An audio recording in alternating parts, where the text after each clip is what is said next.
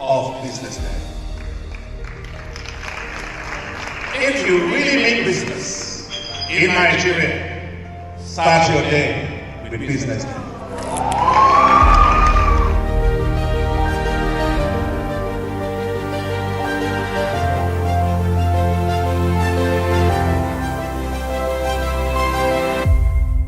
Business Day is West Africa's leading provider of business intelligence and information, delivering premium content across diversified media platforms, including online, mobile, and print. Since its inception in 2001 with a weekly newspaper production, Business Day has expanded its reach to provide exclusive content accessible through print, mobile, and online channels. Our premium offerings are further enriched with syndicated content from esteemed sources like the Financial Times, The Economist, and the Harvard Business Review. At Business Day, our mission is clear: to be the foremost provider of business and financial content, empowering readers to make informed decisions in Nigeria and Africa.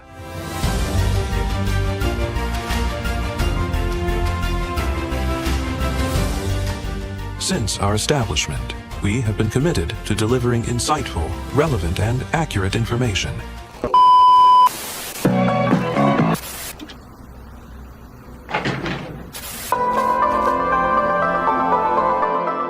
This is the Business Day television broadcast.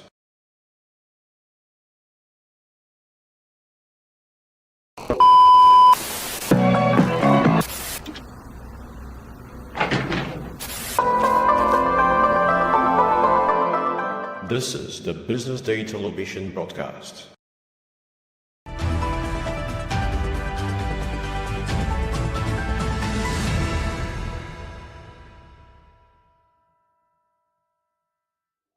Good morning and welcome to the BDTV Breakfast Show. My name is Elizabeth and it's great to start your day with us. We've got a packed show lined up for you today, but first, let's see what's making top stories today. Nigeria attracts $7.6 billion investment interest at Africa's forum. Sheyi Tinubu qualified to be governor, minister says.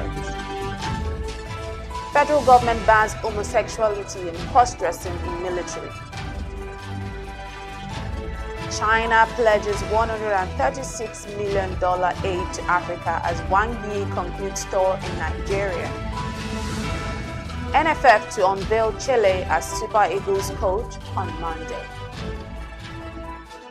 We begin with news in Nigeria, where the country attracted $7.6 billion in investment interest at the Africa Investment Forum 2024 held in Rabat, Morocco, from the 4th to the 6th of December 2024. The announcement was made by the president of the Africa Development Bank, Akinwumi Adesina, in a post on his X account on Saturday. Adesina expressed optimism about the potential impact of the interest rate, highlighting the participation of several Nigerian state governors at the forum. The Africa Investment Forum, established by the Africa Development Bank and its partners, serves as a platform to accelerate investment into projects across the continent. Last year's event attracted over 2,300 participants, including global investors, African business leaders, and government officials. The forum facilitated $29.2 billion in total investment interest for various projects in Africa, spanning energy, infrastructure, agriculture, and technology sectors. The $7.6 billion investment interest for Nigeria is seen as a strong vote of confidence in the country's economic potential and the reforms being implemented to attract foreign capital. Moving on now, the Minister of Youth Development, Ayodele Olawande, has amplified the narrative about Sheyi Tinubu, President Bola Tinubu's son, to become the next governor of Lagos State. Conversations about Sheyi succeeding Governor Babajide Sanwo-Olu started late last year when a socio-political organization, Friends of Sheyi Tinubu FOST, endorsed him for the #1 political office in the state. Speaking in an interview with Seun Okinbaloye, Olawande, who described Sheyi as his leader and mentor, said the president's son has a capacity to lead Lagos State. The minister argued that Sheyi is not too young to be a governor, adding that he is a well-trained young man who has supported and elevated many young Nigerians, even when his father was not the president. He claimed Sheyi has nothing to do with the endorsement by groups campaigning for him to become a governor. Still on now, the Nigerian Armed Forces have introduced strict regulations banning military personnel from engaging in activities considered contrary to the ethics of the service. This includes homosexuality, lesbianism, bestiality, cross-dressing, and other behaviors deemed inappropriate, according to the revised harmonized Armed Forces Terms and Conditions of Service.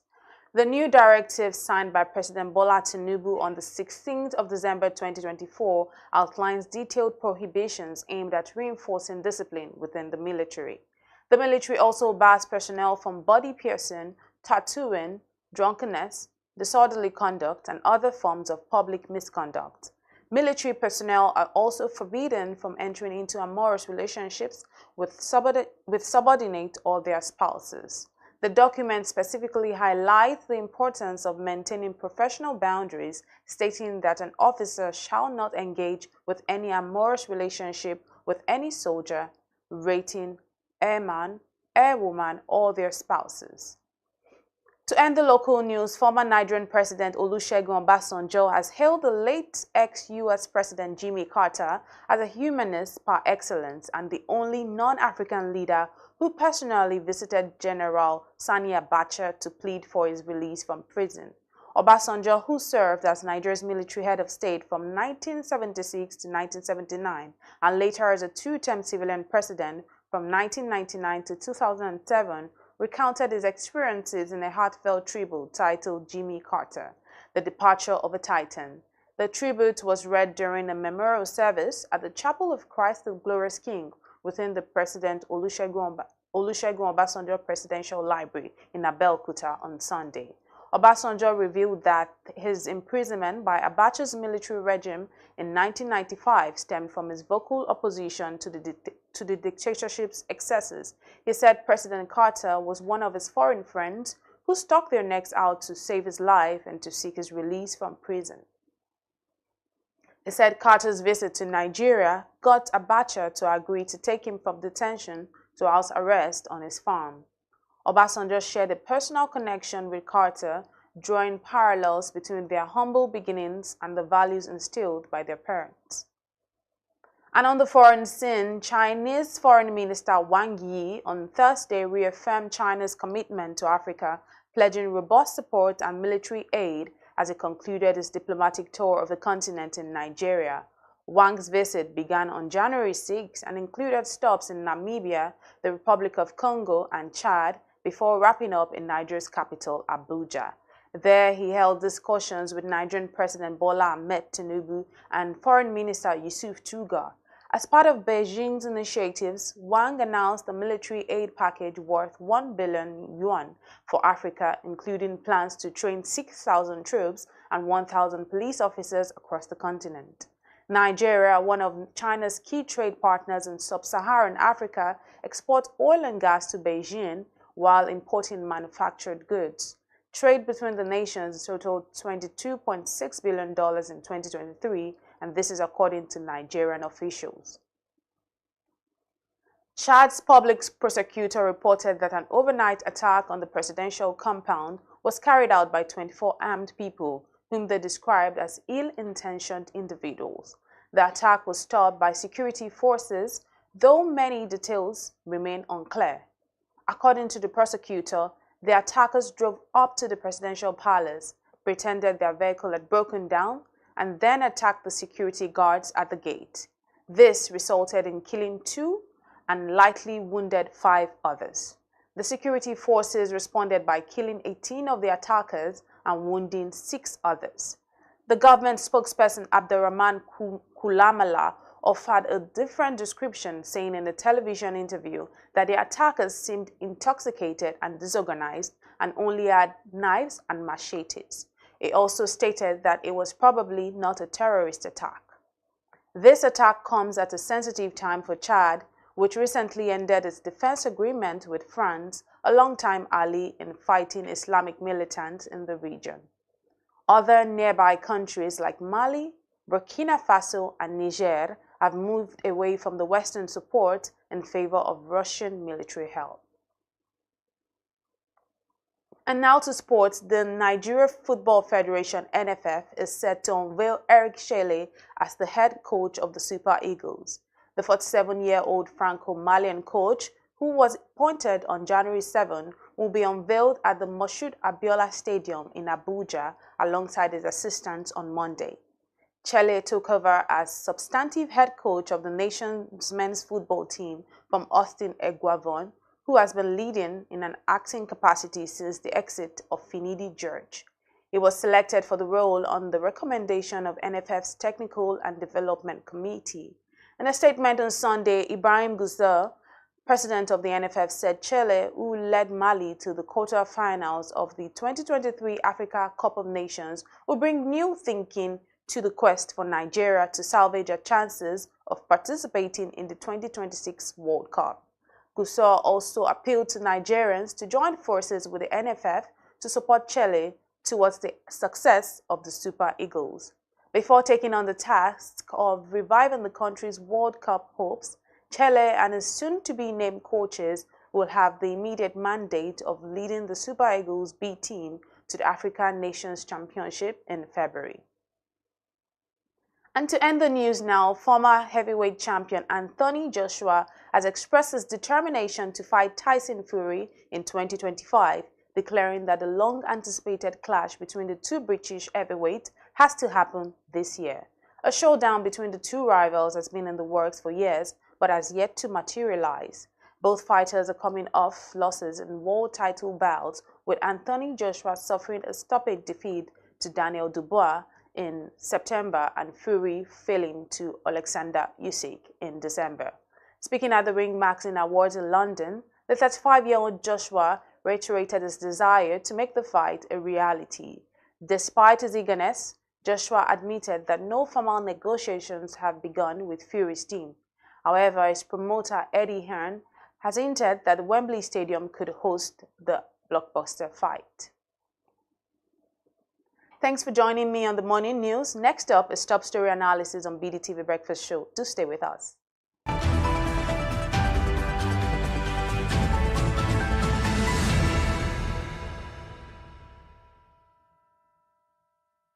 Welcome to the Real Talk with Pam podcast, where authenticity meets conversations. I'd had 2 lumpectomy surgeries.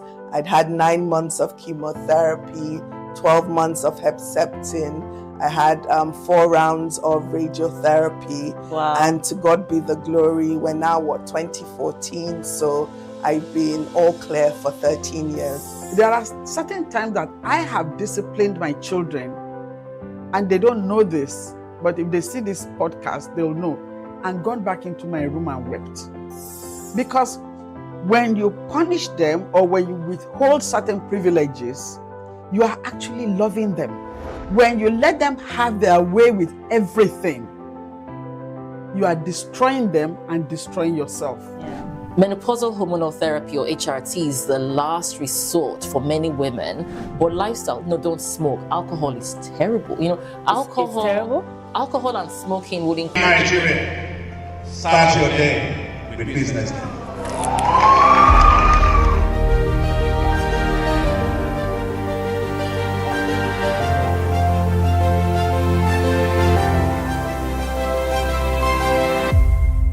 Business Day is West Africa's leading provider of business intelligence and information, delivering premium content across diversified media platforms, including online, mobile, and print. Since its inception in 2001 with a weekly newspaper production, Business Day has expanded its reach to provide exclusive content accessible through print, mobile, and online channels. Our premium offerings are further enriched with syndicated content from esteemed sources like the Financial Times, The Economist, and the Harvard Business Review.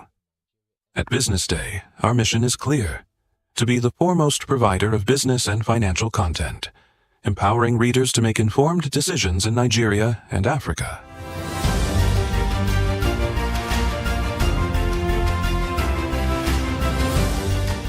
Since our establishment, we have been committed to delivering insightful, relevant, and accurate information about Nigeria's business and finance environment, while contextualizing the impact of global events. We monitor the stock market, analyze the companies driving it, and report on government policies and their economic implications. For being consistent in organizing these CEO forums for almost the last 14 years, I think this was a commendation, and I think something that will encourage them to continue. From decoding market trends to dissecting economic shifts, we offer actionable investment ideas and serve as a compass for decision makers navigating complexity. Beyond headlines, Business Day fosters discussions on critical economic issues through impactful conferences and events. These platforms bring industry leaders together to share narratives that drive innovation and spark meaningful dialogues. Our events galvanize connections, bridging the gap between inspiration and achievement. For businesses seeking visibility, our strong digital presence offers unparalleled opportunities, with millions of followers across social media and a dynamic website attracting visitors from within and outside Nigeria. Business Day is the ideal platform to boost visibility for your products and services.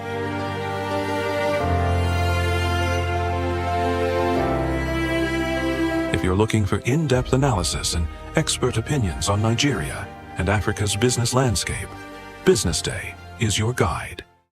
My name is Nike Alao. I'm the Chief Research Officer at Business Day Intelligence. Business Day Intelligence is a full-service market research and data company.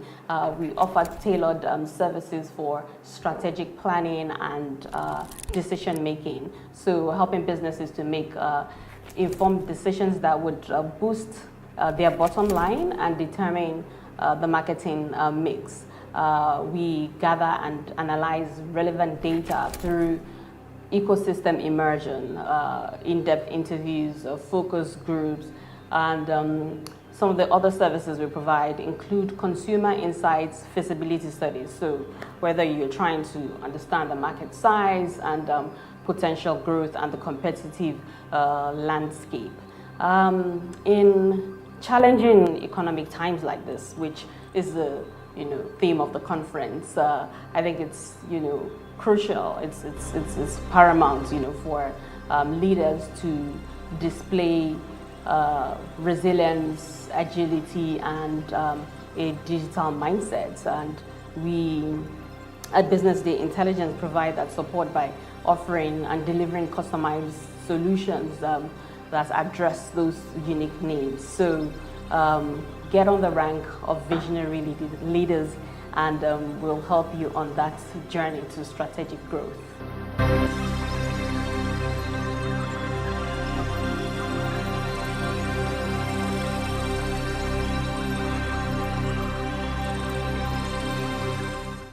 Attention business leaders. Want to make informed decisions? Join the ranks of the best with Premium Business Day. Access in-depth analysis and expert opinions to stay ahead. Subscribe now at premium.businessday.ng and unlock premium content. Plus, you get 50% off your first subscription. Don't miss out. Make smarter choices and seize new opportunities. Sign up now and elevate your business game. Visit premium.businessday.ng today.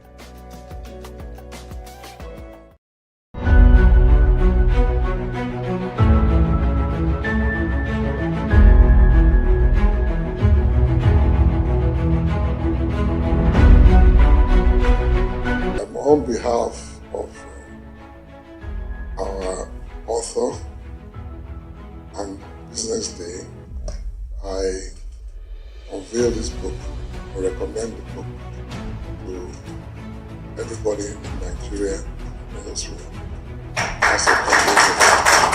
Thank you very much.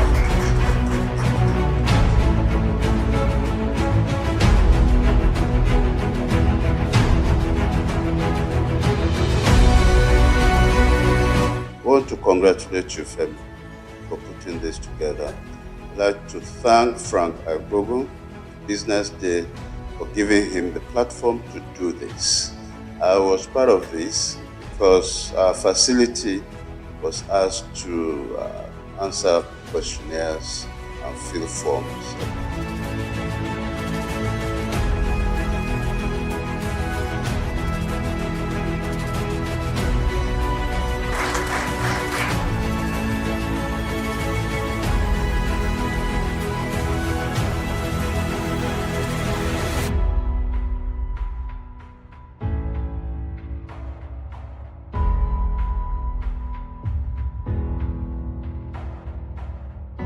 There's a ferment in the Nigerian healthcare system. There are a lot of challenges, but there are also a lot of opportunities. And then the fact that the private sector is beginning now to take its rightful place. It's not now being seen as a competitor of government, but is beginning to occupy to create a larger footprint within healthcare itself in terms of funding, in terms of direct service provision, in terms of even creating the aspirations, and in terms of supplying the personnel. And that is how it should be. We are developing a customized health service, on both the supply side and the demand side, that should be fit for purpose in an environment. The supply side is moving fast, but without looking at the demand side and facilitating it, that is the access of the people who need to use the services. There's only so far they can go, or they'll be making investments that cannot be returned in the foreseeable future, and that is not right. People talk nowadays about patient capital. No matter how patient the capital is, that is waiting for a long time to get returns, those returns must be built into the system. That means somebody must be paying equitable amounts of money for the service that is being rendered. It doesn't have to be the person who uses the service. In fact, our aspiration is that it should be the people who are paying out of pocket should be reduced to like a 0% within the context of Nigeria, and yet everybody who needs that service should be able to get it.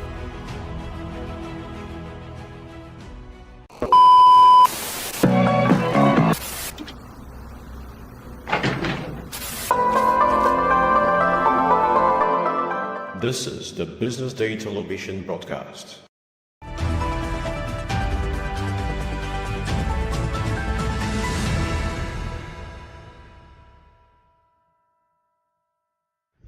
Welcome back. This is still the BDTV Breakfast Show, and now I'm joined by our in-house analyst, Mr. Mohammed Akonji, to discuss what we have on our top stories today. Welcome to the show. Thank you very much, It's very good for you to be joining us this morning again. How was your weekend? Very well, very well, very well. I mean, it's mixed. It's always going to be mixed, you know, the ups and downs of life itself. But it was a very good weekend. And how was yours? My weekend was good. I could say it was a chilled weekend. Chilled one. Yeah. Exactly. Because I think I woke up on Saturday morning, and then the whole environment, maybe chill in terms of the weather condition itself, started getting cold. Is it Harmattan? We are getting. I think we're now getting into the Harmattan now. Perhaps, you know, I think I noticed that waking up on Saturday morning, and then coupled with, you know, the snowy conditions that have been reported in UK, people in the UK now. I think I spoke to a few of my friends over the weekend, and they were actually not lamenting anyway. Some lamented because I think the associated illness, you know, that complemented the snowfalls, some of them actually had that, and some were saying, okay, they just woke up on Saturday morning as well, and they see avalanche of snows, you know, at the windows, and so perhaps it could be. But you know, if you parallel that, what is going on in Los Angeles, you know, Malibu, some of these popular places in California, the wildfires. In fact, as at yesterday, okay, on Saturday when I woke up, when I woke up was at 11 has died. And in fact, because we had a problem with electricity in my own environment, this morning I was told 26 have died as a result. I mean, so this is January, normally an autumn, winter period, and you are seeing those wildfires in 5 different places, you know, Palisade, Malibu. So maybe it's just an odd world, you know, different strokes. Yeah, it's quite an old world, but I mean, it's quite interesting. For different folks. And you know, very interesting things are happening in Nigeria here. And everywhere as well. and everywhere, just like everywhere. you said. But on my end, it's looking good. I believe that this year is going to be a very great year. I'm so optimistic, and just when I look at some of the things already happening, I'm like this. I'm very convinced that this year will be a very great year across board for almost every Nigerian. I feel like what I'm seeing looks like this year will be an upward movement. Trajectory. Yeah. Okay. So where we're coming from. Okay. So national live or individual are you talking about here? Where are you actually nationally? Able to make? Okay. So and that what are you saying to us as individuals? Perhaps, of course, the trickling down effect. We've had this conversation, and we've talked about. So maybe it's still okay. It looks like this will be a great year. You hold me to it, and you remember I said to you this. But hopefully. Speaking of great year, look at this. Nigeria attracts $7.6 billion investment interest at Africa's Forum. Isn't that a good thing? Is that not looking like this year will be a great year? So perhaps it is, but $7.6 billion out of the total, it's actually a very good thing. The president of the FDB, Akinbi Adesina, was the one who gave us the key highlights of the African Investment Forum that took place in Morocco last year, in December last year, and where African governors were actually present at the event. I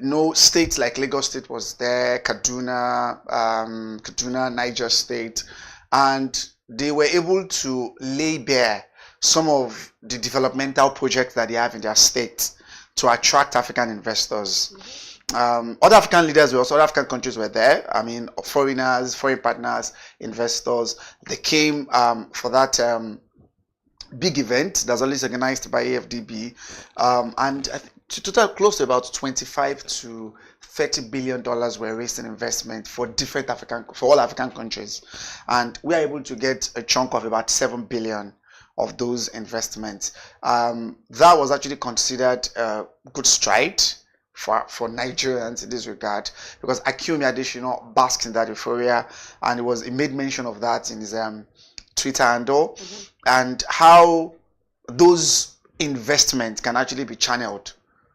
Some of them are direct investments from these foreigners who will be able to bring their money directly into critical sectors of the economy, while others are in form of portfolio investment. You invest in state bonds, some federal government bonds, some infrastructure bonds, and things like that. So the churning out of those funds is expected to start this month, because that's what I think you also mentioned.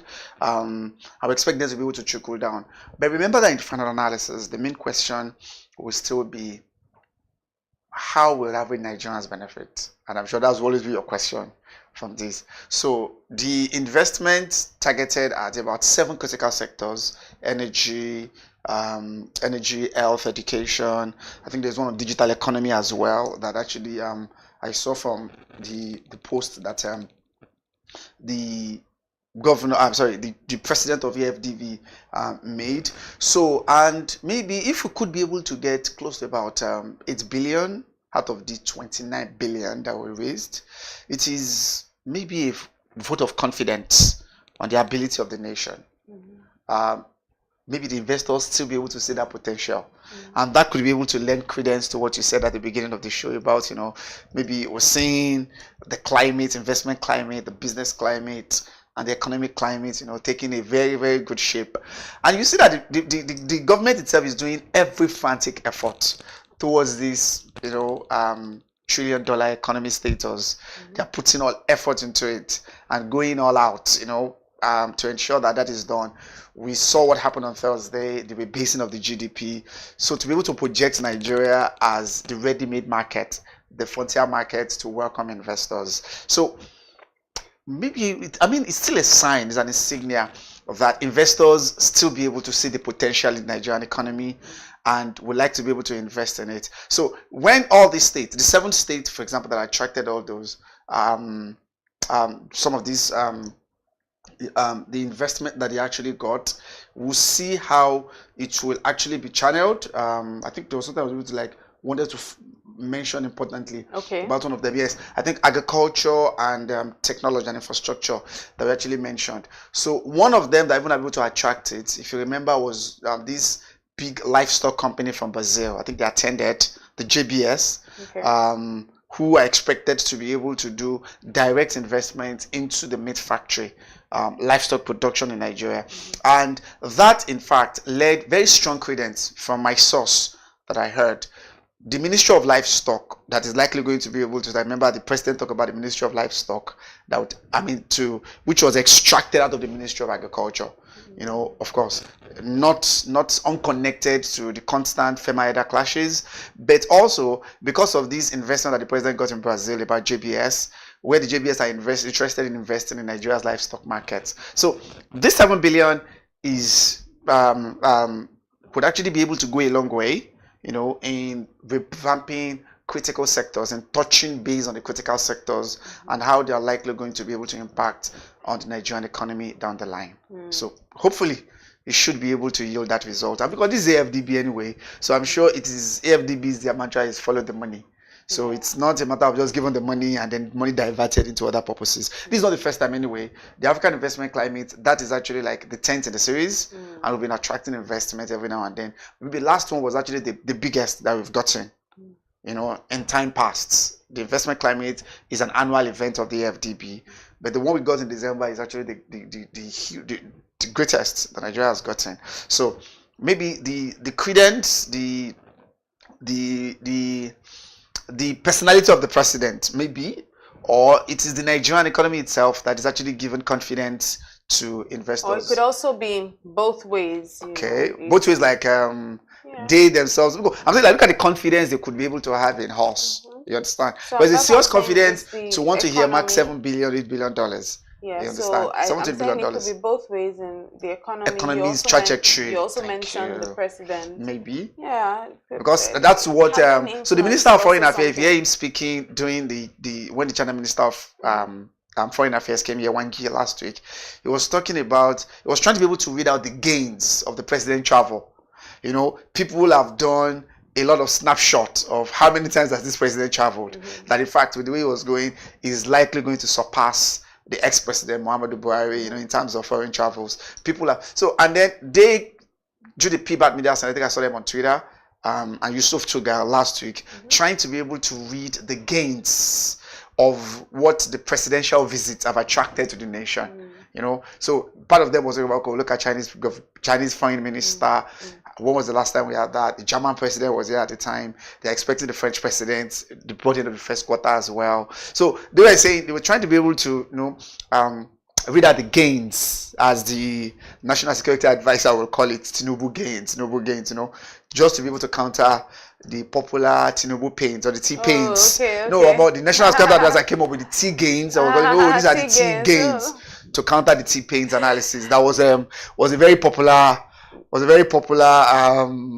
hoping that this year will be more of T gains as against T pain. But let's move on now. The Minister of Youth Development, Ayodele Olawande, has amplified the narrative about Sheyi Tinubu, saying that he is worthy, is fit to be the governor of Lagos State. And of course, he had his reasons. You know, he had said that, you know, although this conversation started since last year, but you know, he said that he has the capacity, that he's a well-trained young man. He has supported and elevated many young Nigerians, even when his father was not the president. And this has nothing to do with the president himself. Endorsement by groups that are campaigning for him to be governor. But I want to hear your thoughts on this standpoint from the minister. Okay, so he's the Minister of Youth Affairs, Mr. Ayodele. So, but maybe the very first thing, the buzz around, you know, Sheyi Tinubu throwing his hat in the ring for the Lagos State gubernatorial seat, the race to Alausa, began last year. I wave it off. Like, I didn't really be able to learn more. I didn't really be able to give it enough flesh, enough attention. But until what happened in December, when it came down, if you remember, the kind of guard of honors that was mounted for him at Ikeja, at the Murtala Mohammed wing, the domestic wing, when he got back from Abuja. And you see people in military uniform, military fatigue, saluting and mounting a guard of honor to civilians. And the presidential candidate of the PDP, Atiku Abubakar, was actually the person that made me to be able to give it enough attention. When he released his own statement condemning that action, I'm sure we all saw it. And that, to me, proved two things. One, is it about the popularity of the man in question? I'm talking about him. Because for him to be able to have such full gear military parade, welcoming him, it's more like a presidential parade, I see the president is actually coming, and you have who has that title of the GCFR. So him coming on board, and then he has that Mount Guard of Honors, and then you see those military, even though the military denied it till today, they deny that those people in those military outfits were not from them, because you can't expect the military to be given such Guard of Honors to a civilian. And he's just son of the president. There's no official position as the son of the president. So that's one. Two. Then the second thing I actually put to liquidate was when the Speaker of the Lagos Assembly now be able to make his own comment, and this is also coming from the minister, Mudashiru Obasa, about touting that he's young, he's not his turn yet, and things like that. So it's not a what? It's not his turn in terms of age, because they actually be able to. So that's the speaker was actually saying it's not his turn when it comes to age, and he's still a neophyte when it comes to Lagos state politics, and he cannot just be able to get there. So when the speaker mentioned that, those two events, sparked my interest. The Minister of Youth Affairs, the Minister of Youth Development, Ayodele, was actually trying to be able to pour cold water over the activity of groups. I've seen groups around. In fact, I've seen some in Ibejuleki. They said, the youth for Sheyi Tinubu for governor, you have different groups, and that's actually always normal during elections, because there is a very popular mantra in politics. The first your 4 years that you have to be able to govern. The first 2 years is for governance. The final 2 years is politics. Politics of, am I coming back? Who am I going to be able to replace me? So governance, want to do development projects, want to be able to impact on people's life.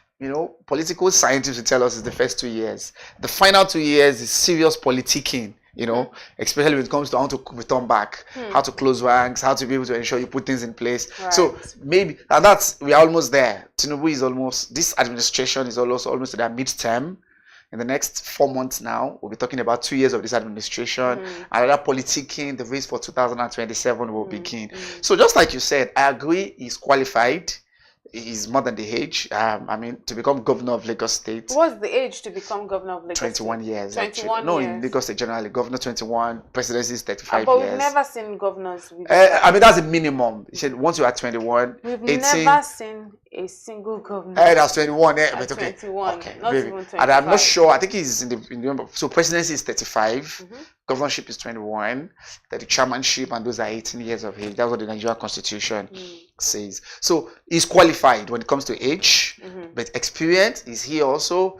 In terms of impact, well, that's what Ayodele is actually mentioned, in terms of the impact he has made. Because, I know of people as well. I'm talking about Ibejuleki, Lagos Island, where I grew up, that can really do anything for this person in Sheyi Tinubu. They can really go. So maybe go, of course, the benefit they are getting from him. Since you are speaking from the standpoint of the point of view of someone that worked or has grown up in this Ibejuleki. Ibejuleki and Lagos Island. These are the people I've actually been able to see. Awesome. Yes. What really, you said there are people that will stand, they'll stick their neck out for him. For this man. What really has he done? That's what. So they're looking at in terms of. So they were saying. So two things I have observed is maybe direct benefit that he got from him. What like what and what? Okay, maybe it could be. I am not so sure, but I'm not sure. I'd not be able to purvey any conspiracy theory. Okay. But I know some of these people, whenever he comes around, always go to meet him regularly. These are more or less like leaders of youth, people that have, I'm talking about youth leaders that have groups, people under their wings that they carry about. And you will hear them telling their people that Okay, though they're not really trying to be able to use the time, but you'll be hearing something related to, oh, Sheyi Lokon. Is that clear now? Sheyi Lokon, more or less like his father in Lagos State. But you have not told me what exactly has he done. So that's what. So they talked about employment he has skills, created for the youth. Okay, employment. So they said yeah. So I think he has a lot of companies that he has established here in Lagos State, and even some in Abuja, because we have some of these other Hausa guys in Abuja who had like a group that's actually here marked, or a kind of a group that's canvassing for him. In fact, they're the ones saying that, the one pushing him to go. And this is where? In Abuja as well. No, so I'm actually talking about Lagos as well. Lagos, okay. Precisely because you said that you grew up in of course Lagos Island, of course. So I was hoping that you could mention certain things that you had seen that he did. Okay, I have not seen it in person. Oh, okay. I have not, but I have heard them speaking about, in terms of impacts he has made, or he has created jobs. He has his own personal business, private businesses that he run. He, at the time, brought the Primero bus, some of these those red buses that were in Lagos. That in fact, he earmarked, it was actually the brainchild behind it. And then the other thing they actually be able to mention, especially in Lagos Island, that demanded, that's actually be able to impact, was about a maternity home. They said it was actually be able to influence the construction of a maternity home in Lagos Island. And which then, of them is that? I think it was around, there was one in Bangbushe to around Tinubu axis. Okay. That they said... Is it the island maternity? Not the island maternity. Okay. Not the island maternity. Okay. So maybe there's a particular primary health care too that he was actually very involved in. I have not confirmed it, just like I said. But you don't expect anything different from politicians. Whenever they want, if they want their candidate to win, they will definitely be able to make, cases, convictions, try to be able to convince. But we have not heard from the man. That's the first question. Remember, these are groups that are pushing him to be able to run. Whether he's very much in the loop as to what they are doing, because they, on several fora that they have spoken, some of these groups, I know at least I can be able to talk about like 3 or 4 of them that have come out and said, it is you that we want to run. So he has not made that claim himself. Let's get that clearly. He has not been able to throw his hat in the ring. So, but it is groups that have been coming out every now and then, making pleading to him that he should be able to run. Some people believe maybe these are paid mercenaries, whether that is the case. But remember, things will be able to take shape by the end of 2025, by the end of this year, we'll be able to be getting clearer pictures as to who will be throwing their hats in the ring. There are some other names that have been earmarked. Don't forget, we heard the current deputy governor is interested in the race. There are some people who claim that the people that should be there are some groups, interest groups called the Lagos Original Indigenes, said the next governor of Lagos must be the original indigene of Lagos. So you'll be able to have different interests. So there are Bibles to happen. We'll just keep an eye on how it will be able to this pan out. Race will look like at the end of the day. In days ahead. Yeah. So, and the next story today will be the Nigerian Armed Forces introducing strict regulations banning military personnel from engaging in activities that are considered contrary to the ethics of the service. And some of these activities include homosexuality, lesbianism, bestiality, cross-dressing, and other behaviors deemed inappropriate. It would have been nice to maybe have them also list those things out, because how about you're just living your life today and they say that thing you did is one of the behaviors that they did is considered contrary. But this is according to the revised harmonized armed forces terms and conditions of the service. Now, it was also signed, this new directive was signed on the 16th of December 2024, and it outlined prohibitions aimed at reinforcing discipline within the military. Firstly, I agree that there's been a little bit of indiscipline within the military. Okay, in terms of appearance? Or in terms of relationship with civilians? Also in conduct. Okay, conduct-wise. So, let me also add that the military also bars personnel from having body piercings, tattooing, drunkenness, disorderly conduct, and other forms of public misconduct. These are the ones that I see often. Like, you see certain things and you are wondering, is this a military man doing this? Because you expect that these are the people that will be holding the highest form of discipline within the society. So, before I come hear your addition or what your contributions to what this is, what this means, and how you see this new development, you know, was it a few days ago? Billionaire's son, it was this Shubomi Okoya or something, one of the Okoya children. That has been quite popular on social media these days. I don't know if you're aware. Have you seen him? Yeah, Razak, all of them. They've been quite popular because initially the Okoyas used to have this reputation for, you just know they have money, but you don't know the children, you don't know this thing. But that's eleganza, right? Yes, remember, they own eleganza. Yes, unlike the Otedolas where you know all the children, they are very much out there in our faces. So they have this mysterious. Everyone knows the companies that they own, but no one knew the children. But recently, the children are like, we must eat from this social media cake as well. So they've become quite getting involved. Become social media content creators, so to speak. The first content ever that they did was showing us around the house, and then all of that. They showed us into the Okoya mansion, and everyone's like, wow, this is the Gucci, the Louis Vuitton, in fact into their mom's closet.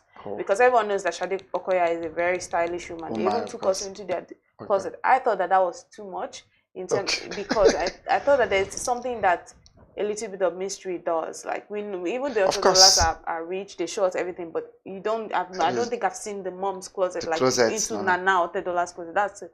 So back to my point. Now, about a few days ago, they had this video, and they are going about it very childishly because they're children, so they're just doing what children will do. They're being childish.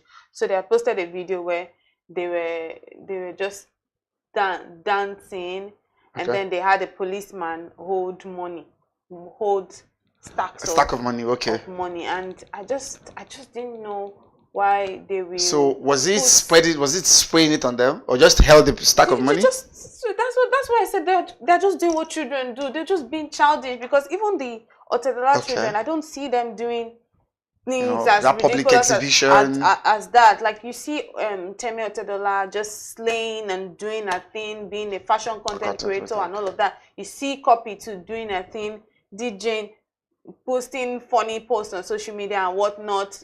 Then Tolani is even very reserved, and the boy, of course. But these children, because I think they're about 20 or so, they just had the policeman hold stacks of money, and they were just dancing. Dancing around. I didn't know to see that. I'll probably show you. Maybe I'll be glad to see that, because I've seen it. Before you know it, so they were dancing around the police officer. Not dancing around. They were dancing themselves on the road.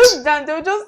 I can't explain it. My God. So they had the man hold it, but then next thing I know, I see on social media that the police have arrested that police officer. So I'm like wondering, like, why will they arrest the policeman? Because sometimes there are things rich people do ridiculous that you really can't. You just go to you can't. I won't do it. Yes. How do you expect the policeman? Probably is one of the police details that are actually attached to their house. That's attached to. Oh my God, the family or the house. Probably do. So now hearing that they arrested him, and then I'm like, what is his own? So when I was looking, I'm like, does this fall? When I saw the video initially, public misconduct, I was like, does this fall under public misconduct? Because it does. You really don't know what constitutes what all these other things are doing, because you could as well just be living your life as a police officer.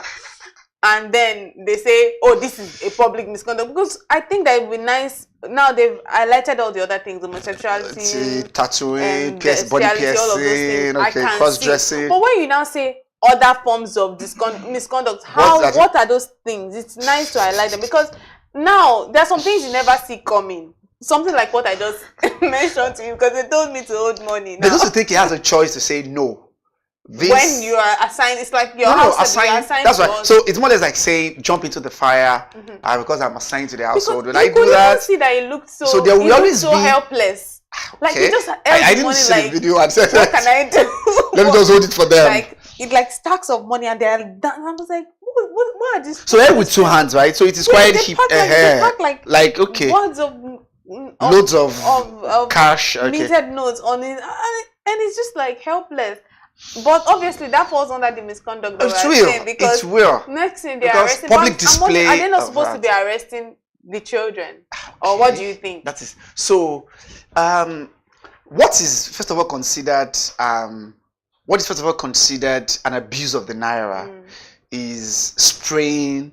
You know, matching. They were not spraying. Maybe that's what we're still looking at. So because we needed to be able to maybe the police officers and our what is actually what constitutes abuse of the naira or abuse of, because the naira is a national asset, is a national image, a national symbol that must actually be preserved, protected, and respected.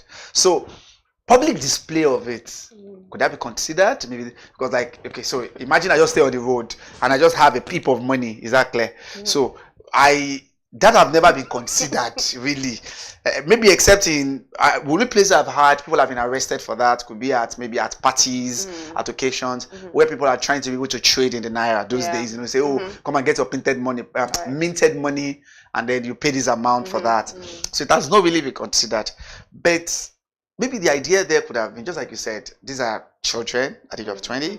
This is a police officer who is an adult that needed to be able to maintain some level so it of could have said adulthood. No, and maybe be able to guide them right. Because what I'm saying there is, if those children want to, what's the word? Wanted to be able to disobey him and then show their power. By wow. And say sanction him, because remember he's a police officer. Maybe he's actually on lose his job. So this question is, remember, he's actually employed as a police officer under the Nigerian employment structure.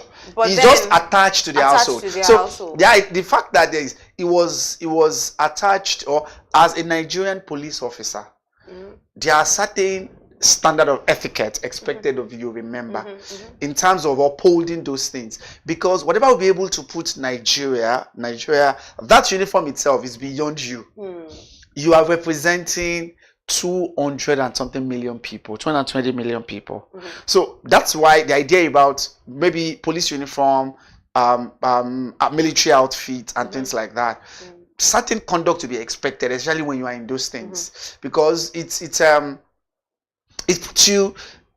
you signing up onto those is to be able to ensure that you continuously and consistently respect the rules of law and the provisions of the what's it called, the rule of engagement.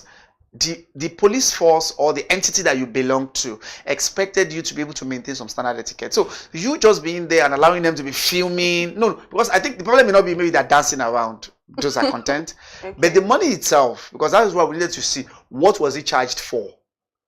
What was he charged for? Luckily, you say that he's not dancing. He's not exhibiting, you know, public. He was actually even looking helpless, like he wishes.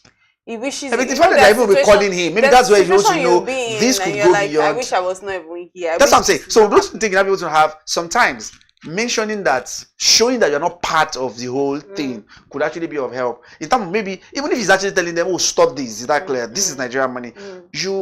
Certain things will actually be able to say that, oh, I am dissociating myself. I am taking myself out of this. Even though they are doing this, I am never part of it. Because sometimes silent can be consent. So you being silent there and be looking at what they are doing is more like consenting to what they're doing. So you need to be careful with that. My next question will be, what do you think generally about the conduct of the police officers in Nigeria? Do you think that they've maintained in recent times? Do you think they've maintained professionalism? Do you think they've maintained good conduct? Okay, so I think it's mixed anyway, because yes, there are bad eggs. There are bad eggs, and it cuts across every profession that would tend to be able to taint. Because I was expecting them to add bribery into this. No, this is military. Maybe not this. We're talking about military. All right. Maybe. Cool. Well, this is actually from armed forces. That's generally, of course. Yes. So it's armed forces. You know, bestiality, homosexualism, and then maybe we have some of them too, and then maybe power imbalance as well. You know, a general, a colonel trying to be able to date, because I think that's also found hard. And then you'll be hearing them and saying, "No, we just love her." Generals maybe dating a lesser cadet or a cadet officer. But is that a problem? That's what they're saying. So they consider that to be part of their harmonized conduct. There, is it? Yes, it is. So where does that fall? Just go down. I think it was actually be able to mention that officers that actually be able to date. So look at this now. The document highlights the importance of maintaining professional boundaries, stating that officers should not engage in other amorous relationships, you know, with maybe any soldiers, rating woman, hair woman, because there are cases like that has happened. About, especially when it's about power imbalance, you know, we have a situation, I think it happened in the north. They said he fell in love. I think the person was a general or a colonel who fell in love with a junior officer, and then there were issues around, oh, was she forced? Was she sure? But she has no choice but to accept. How will the general ask you out? And he said no. But I don't. Okay. This is not just. I don't think that it's a problem. Please let me just frame my thought properly. Okay. I don't think that this thing is unique to just the military. Of course, okay. Because you're going to be in situations where people in higher authority might like you or have some sort of interest to the person. But I don't know where it's a crime, really, except they are trying to forcefully use their power to make that thing happen. Okay. But there have been cases where people fall in love naturally. Yes, fall in love so naturally. The question there is, if you do that, you cannot be in the military. Let me now say. Yeah. So let's revisit a very popular case, and because of time. Remember the time of Bill Clinton when he was the president of US? The case he had there with Monica Lewinsky was a very, very celebrated case. Yes. Even though Monica Lewinsky was coming out to say, I was not forced. It was amorous, it was consensual. Those sexual relation was consensual. The argument in the court of law there was like, even if she said that, the perception outside was that because he is the president, remember? Yes. If a president is asking you out, you have no choice. Even if you are not interested, I don't know whether I get my point there. You know, she can say, oh yes, it's my choice. Is that clear now? I was not forced. There's no forceful thing. But when the judge gave that judgment there, that was because Monica didn't say she was forced. But the court said no. Bill Clinton was actually guilty. It led to his impeachment, just removed from office because of that. Because she's just like an intern or like a secretary in the presidency office. But the question there is about that power imbalance. Even if she's not interested, for the fact that the president asked her out, it will be considered that to be able to influence her choice. That's what I'm saying. So the military now is considering amorous relationship. If you are going to be able to have that, not while you are in our uniform. Outside that, maybe one of you actually be able to leave. There's no problem with that. I didn't see where it stated that they could have it. So what's this information? Did he say in any way that they could have these relationships, but outside of our uniform? No. When it's outside of the uniform, that means you've left the service. Sorry, don't say outside the service. Outside of service. But it's outside the service. You pull up your cloth and no. I didn't mention it that way. So it just means if you're out of service, maybe you resign out of it. So because the idea there, we've had cases like that as well. But even if it's going to be allowed, maybe officers are the same cadre, at the same level. But I think there is a channel, there is a process where you will need to be able to write their authorities to give approval to it. I think that's exactly, because if you look at the harmonized document that was recently signed, so what constitutes misconduct and what was there, that December document that was signed, and those things be able to have, in terms of appearance, in terms of conduct, and in terms of amorous relationship. But let me ask you finally, because I asked the question earlier. My question was, what do you think about the conduct of the military in general? Of course, that's would you say that it's been excellent? Would you say they've been? I won't say it's excellent. Noticed that areas that you had noticed that might have needed improvement on. Yes, I think major area now. If in fact over the weekend, the back and forth has been with the Zamfara State Governor, where they embark on some clearing operations and they'll be able to bump up some civilians. So maybe in terms of getting their information, in an attempt to be able to weed out the terrorists, a lot of collateral damage beyond what is expected. So I feel that engagement, military civilian engagement, they needed to really work more around that in an attempt to be able to sieve out the wheat from the chaff.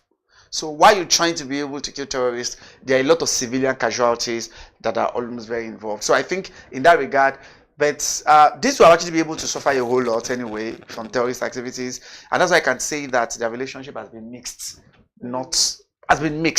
not full to that level, mixed in terms of performance. We've been have cases where people have commended them, they've done excellently well. And there are cases where a lot of improvement actually needed.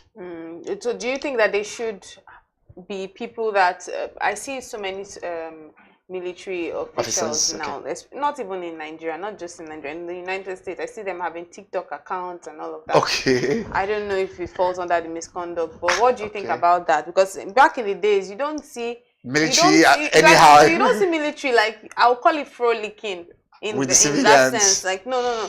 In that sense, I'll call it frolicking because, like, they have TikTok accounts, social media accounts. They are saying, here's my day as a military officer. I'm like, really? Have you seen that? Seriously? I've seen that. I'm Nigerian military officers too. Oh, seriously? I'm serious. No, I'm talking foreign about ones. Foreign okay. ones. Like, maybe because of the dynamics, the changing world itself. You know, because TikTok is, like you said, I think there was something down the kind of report that's attached to that profession. Yeah, but perhaps.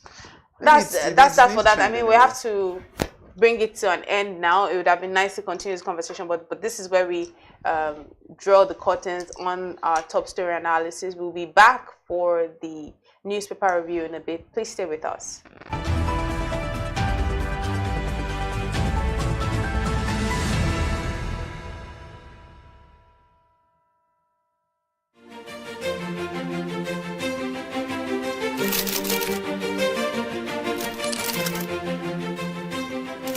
I am, of course, a great admirer of the impeccable credibility, professionalism, and business savviness of BusinessDay. If you really mean business in Nigeria, start your day with BusinessDay.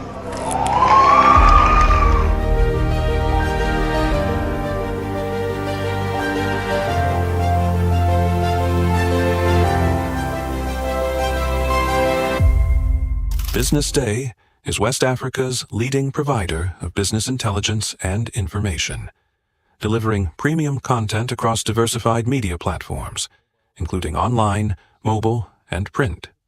Since its inception in 2001 with a weekly newspaper production, BusinessDay has expanded its reach to provide exclusive content accessible through print, mobile, and online channels. Our premium offerings are further enriched with syndicated content from esteemed sources like the Financial Times, The Economist, and the Harvard Business Review. At BusinessDay, our mission is clear: to be the foremost provider of business and financial content, empowering readers to make informed decisions in Nigeria and Africa.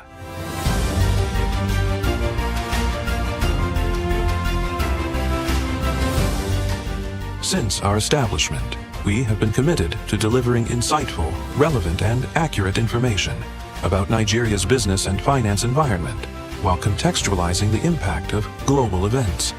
We monitor the stock market, analyze the companies driving it, and report on government policies and their economic implications.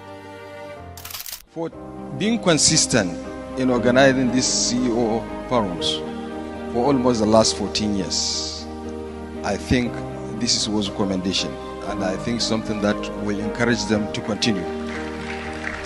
From decoding market trends to dissecting economic shifts, we offer actionable investment ideas and serve as a compass for decision makers navigating complexity. Beyond headlines, BusinessDay fosters discussions on critical economic issues through impactful conferences and events. These platforms bring industry leaders together to share narratives that drive innovation and spark meaningful dialogues. Our events galvanize connections, bridging the gap between inspiration and achievement. For businesses seeking visibility, our strong digital presence offers unparalleled opportunities, with millions of followers across social media and a dynamic website attracting visitors from within and outside Nigeria. BusinessDay is the ideal platform to boost visibility for your products and services.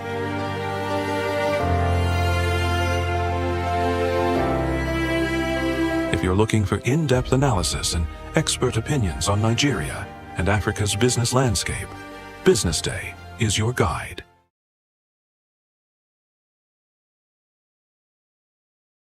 Welcome to the Real Talk with Pam podcast, where authenticity meets conversations. I'd had 2 lumpectomy surgeries. I'd had 9 months of chemotherapy, 12 months of Herceptin. I had 4 rounds of radiotherapy. Wow. And to God be the glory, we're now, 2014? So I've been all clear for 13 years. There are certain times that I have disciplined my children, and they don't know this, but if they see this podcast, they'll know, and gone back into my room and wept. Because when you punish them or when you withhold certain privileges, you are actually loving them. When you let them have their way with everything, you are destroying them and destroying yourself. Yeah. Menopausal hormonal therapy, or HRT, is the last resort for many women. But lifestyle, no, don't smoke. Alcohol is terrible. You know, alcohol. It's terrible? Alcohol and smoking will increase your chances of breast cancer way more than HRT would. Right. Oh, wow. There are so many things out there. How many are you going to take? Yeah. What about yam? Yeah. So many things you can take. But the problem is, you hear, oh, that one is good, you buy it. This one is good, and then you They end up having all these different things.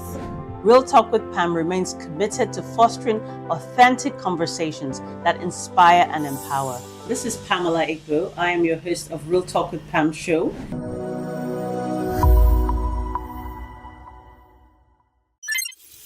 Attention business leaders. Want to make informed decisions? Join the ranks of the best with Premium Business Day. Access in-depth analysis and expert opinions to stay ahead. Subscribe now at premium.businessday.ng and unlock premium content. Plus, you get it. Don't miss out. Make smarter choices and seize new opportunities. Sign up now and elevate your business game. Visit premium.businessday.ng today.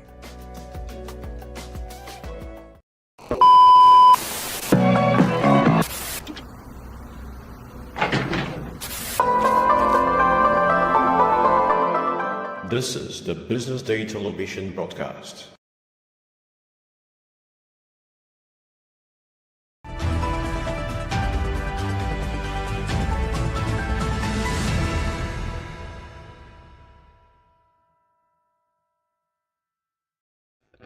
Welcome back. This is still the BDTV Breakfast Show. My name is Elizabeth, and we will be taking a look at what we have on our front pages today. Today, we'll be starting with the Punch newspaper. Very interesting stories today on the front page of the Punch. This big one here says Dangote, NNPCL, Total, 247 firms dump discos and generate 6,500 megawatt. Operators blame poor supply for move. Federal government laments exits from national grid. Another one here on page 2 says Trump blames leaders for poor response at 16 of them killed. On the top right of the newspaper, we have this one on page 8 says again 16 civilians killed as NAF bombs Zamfara bandit. And I think this also is a little bit of insecurity. Up we have this one, it says from President Obasanjo. You can find that on page 40 of the Punch. It says Al Carter intervened to save me from Abacha's gulag. That's talking about the former president of the United States, Jimmy Carter. NAF unveils tough rules to curb airmen's exodus. This is on page 41 of the Punch. Page 2 of the Punch, up on the front page, says PDP factional secretaries set for showdown, vow to resume today. Today being the 13th of January. APC opposition, this one is on page 40, it says APC opposition differ on INEC's 125 billion naira budget request. That's another one. On page 19, Stampede. This one is on the bottom left of the Punch newspaper. It says Oyo files murder charges. Oyo files murder charges against Oni's ex-queen. Others. That's serious. Page 4 says Ogun housewife stabs husband to death for alleged infidelity. Page 41, 80th anniversary GCU to honor Channels TV, Shell, Chevron buses and others. But I want to start with this big one. It says Dangote, NNPCL, Total and 247 firms dump discos and generate 6,500 megawatts. Thank you. I'm sure you have a lot to say about that. Oh, maybe not a lot, but I think it's just the reality we're waking up to. So the discourse, first of all, okay, maybe let's take it from here. The Minister of Power mentioned that, I mean, around August, we're able to hit 5,400, 5,600 megawatt, which is like the highest that we had. That was July to August last year. And then since then, the power has been hovering between 4,500 and maybe 5,000 megawatt. In addition to that, you now see a situation where most companies have now abandoned the national grid. So in addition to that was the national grid what collapse. grid are they making use of? So they are using what they call captive transmission. So they are generating the electricity by themselves. You called it what? They call it captive transmission. Okay, that's the term, captive. Okay. So where you generate by yourself, where you cannot transfer. You can't share with others.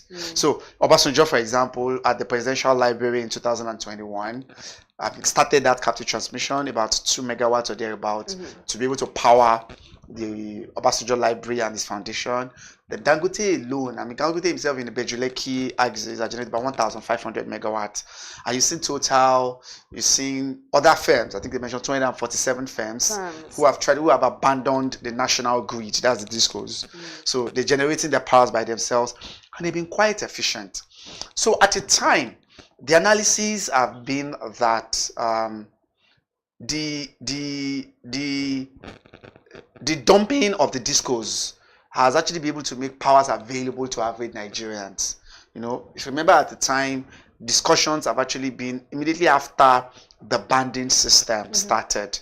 Nigerians witnessed an uptick in electricity availability, distributions. There were significant improvement in distributions, and 40% to about 45% of Nigerians, as at that point in time, said that they're at least able to access about 18 to 20 hours of electricity per day. So that has dropped now. So we've seen this, and Punch analysis revealed the 6,005, which even shows that what all of them have generated, these few companies, maybe 250, 200, just 300 of them, have been more than what the discos, 11 discos that we had, because what they have actually been able to battle with, as I said, have just been between 4,005 and not more than 5,000. So the highest we've seen so far have been 5,400. So which is far below, which is far above what they generate. So power has still been a perennial, lingering challenge in this country. And we need to be able to get it. Look at the riders there. The operators blame poor supplies for more, right? Most of these operators for the move, and the federal government is lamenting exit from national grid. So they have exited national grid. What are they doing about it if they're lamenting the exit? Okay, people are still there because the problem is if they exit national grid, the money is not coming. National grid, remember, is still controlled by the federal government. That's TCN, Transmission Company of Nigeria. And between last year alone, I think it collapsed about 12 times, 10 to 12 times. Remember this consistent collapse where, in fact, there was one of them that collapsed to like 2 days back to back. It collapsed. They tried to be able to revamp it back. They tried to be able to pick it up. It became music that got too familiar. National grid has collapsed again. It now became like a funny trend. Funny trend, like, what has happened again? National grid. So we regret to announce. Just see on their expert, we regret to announce. And then your discos started telling you, please, the inability to supply powers have been there. So that was actually the reason. Because these are businesses who needed to actually be able to have operations every now and then. The operations need to be running consistently. So their inability to be able to depend on the electricity distribution companies have made them to be able to source alternatives, and those alternatives have been there. So some of them have used the capacity I said, some have transferred to solar, even households. You understand? Some have actually been able to make use of other alternative power sources and to be generate fair, I think power. that moving to solar, I'm one of the proponents of that, moving to solar because it's also very sustainable. Very sustainable. It's very sustainable and environmentally friendly. And maybe all of this green emissions and advocates that we're talking about So it can be able to save that. Thank you. I mean, that can really be able to help us to save that. So we're seeing this, the analysis reveal that, and then more companies are more even households, more real estate firms. Most of the 247, if you look at them, a larger chunk of them, sorry, are real estate firms who are building their own estates and is moving those estates away from the grid. They are now generating alternative sources for their estate, because one of their selling points, one of their attraction points to tell people to come and buy in the estate is tell them they are 24/7 electricity, right? So, and then relying on the state-powered sources may not be enough to be able to guarantee their buyers. Remember, these are premium buyers. To buy estates now, to buy houses now, we all know how much it goes for. So the attraction point, their selling point is to tell them, oh, there is 24/7 electricity. So they needed to ensure they look for alternatives and not rely on what is erratic, what they cannot be able to give guarantee over. So I think that has actually been able to explain that. And once they put this 24/7 electricity, the amount goes up. It's like, oh my God, 100x more, 100 times more than what you would even expect, because it's like that's the catch. Of course, and because electricity has been like one gold kind of a thing. Exactly. So if anyone can be able to provide it, it is a very it's a money spinning venture. And it's a way to be able to make value. So you can be able to guarantee any 24/7 electricity. So maybe that could be the case. But remember, to generate all this, the cost itself, Punch did the analysis of the cost, how much it cost.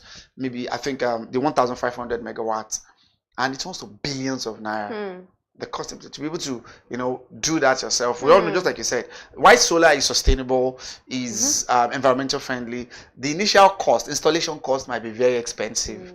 Talking about people to be able to switch to solar, switch to inverters, or switch to other power sources. The initial cost might be, in the long run, if you're able to spread the cost, right, might actually be able to pay off.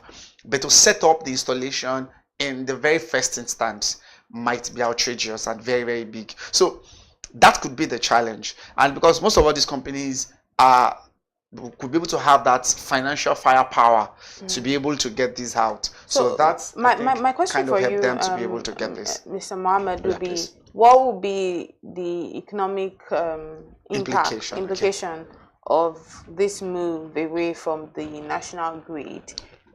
This big companies and other 247 firms that have dumped the discos. What could be the economic implication of this? Is it a good one for the economy? Is it does it have a negative impact? Because I think I heard you when you were speaking saying that this, not sure if that's what you said, but if you said that this meant that more households powers now will be have available for individuals. Power supply. So this could be.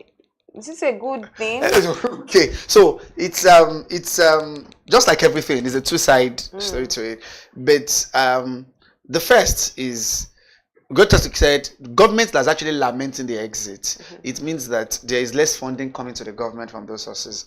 But remember, one of the mantra of this administration, one of the campaign pledge of this administration is to decentralize electricity market, which have actually happened since 2023. The federal government decentralized the market. States are now allowed. Private individuals too are allowed, because centralizing it is what is constantly causing the grid to collapse. Remember, the 5,400 itself is not even enough.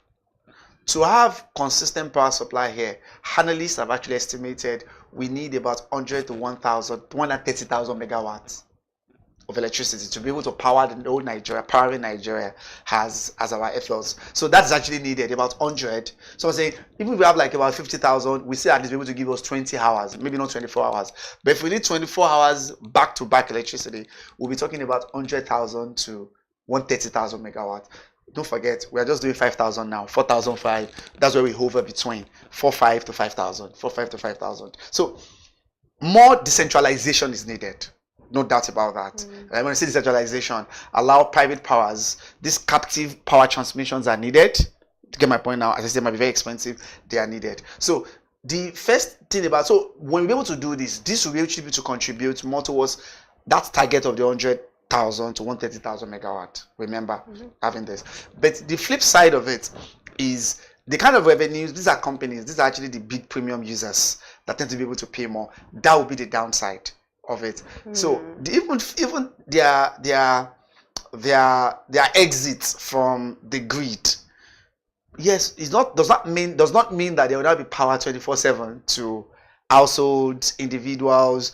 And remember, some of these are even basic users who are not, remember Dangote alone, the heavy duty equipment that they use, what those things will generate into the coffers of the TCN, who is actually in charge of the transmission. So that's why the federal government could lament about it. So it has a plus side, yes, availability of electricity to a reasonable extent to be available, and that's what you expect for the masses. Yes, for the masses. Yes, but then we still need more to ensure that they can be able to get the desired level of electricity. Don't forget, it's not like the 5,000 will be available to give them 24 hours electricity. No, but maybe there could be an improvement. At least 5 hours before, they could be talking about maybe enjoying 6-7 hours of electricity, and then with the banding system. So that could have been the case anyway. That we could be able to see as a plus side to it. So the plus side is just more is needed. We needed more generations. The government who are doing independent power project, captive power firms like this that we have, and some of these other power firms that actually needed. But at the other side of it as well is the kind of revenue sources that will come into the government. Of course, I mean, that will come in. Don't forget, the discos themselves is privatized. So, but the transmission segment, the value chain, is still controlled by the government. So that's the TCN. So that constant collapse could actually be the main reason. Then some of these, the other impact of it is allowing these firms to do the generation will be passed on to the consumers in form of higher costs. Okay. Remember, so because it's part of their own cost of production. So by the time those, because these are firms, these are manufacturers. So by the time those goods are eventually available, what is going to happen is that people will actually be paying more for goods and services. So that's why sometimes the government needed to be there to be as a form of a public corporation. We have NEPA or government trying to be able to do whatever is possible to mitigate the impact of higher price increase, on households. But that could actually be the downside, of having private players like Dangote and NPC, Total, and some other firms generating their electricity. That could be the eventual impact, or the eventual consequence in a way that it could have on individuals out there. So let's take a look at the next story that's on the front page of the Punch paper. This one says, again, 16 civilians killed as NAF bombs Zamfara bandits. And this is always a little bit of the sad, really sad when people get caught in the web of, would I say web? Like, it's just unfortunate. 16 civilians killed, people just living their lives or whatever it is they were doing, and they had to bear the brunt and this is also one of the unfortunate impact of insecurity, because now, are we talking about Zamfara bandits now? Of course. I mean, because it seems in fact, the back and forth since yesterday, this happened. I think we discussed that during the top stories review. Was the Lawal Dauda, the governor of Zamfara State, was actually saying that the military, that's Nigerian Air Force, did not do their due diligence before embarking on the bombing. So he said 60 civilians were killed. The Nigerian Armed Forces have actually debunked that it was the bandits that they killed. Whether that is still the case is still out there. There's that back and forth between them, between the governors and the Nigerian Armed Forces. But all this collateral damage are becoming one too many. Even though some of these bandits sometimes tend to be able to integrate themselves with the civilians. So it might be difficult in some situations to be able to separate, as I said earlier, the wheat from the chaff. The civilians from the actual terrorists and the actual bandits. So when this happened, it became another very tragic story of those families that were killed, because I was listening to it yesterday, and the people on the ground were actually claiming that they were not fully informed. The military just came around and just started throwing bombs, and then people started scampering for safety. So, and the governor learned, confirmed that that was exactly what happened, even though the military said that was not. They've done their reconnoitering, their surveillance very well, and noticed that the bandits having a hideout in that area. I think there's a place of that in Zamfara. I don't remember. They mentioned the name of the place where this eventually happened. Yes, I think it's Kakindawa village. That's the name of the village. Kakindawa village in Maradun local government area of Zamfara state. And so the Air Vice Marshal Olushola did not be able to, was saying something. So he released a statement saying that the troops of Operation Fansan Yamina, that's the group, the troop, carried out a coordinated air and ground assault on Fakai Hills in Zamfara state. So there's a hill close to Kakindawa village in that Maradun local government. So they say it was the hills that they attacked, but the governor said it was the people there, that were so the Zamfara State Governor Lawal Dada spokesperson Sulaiman Bala confirmed that both the NAS operations and the civilian casualties.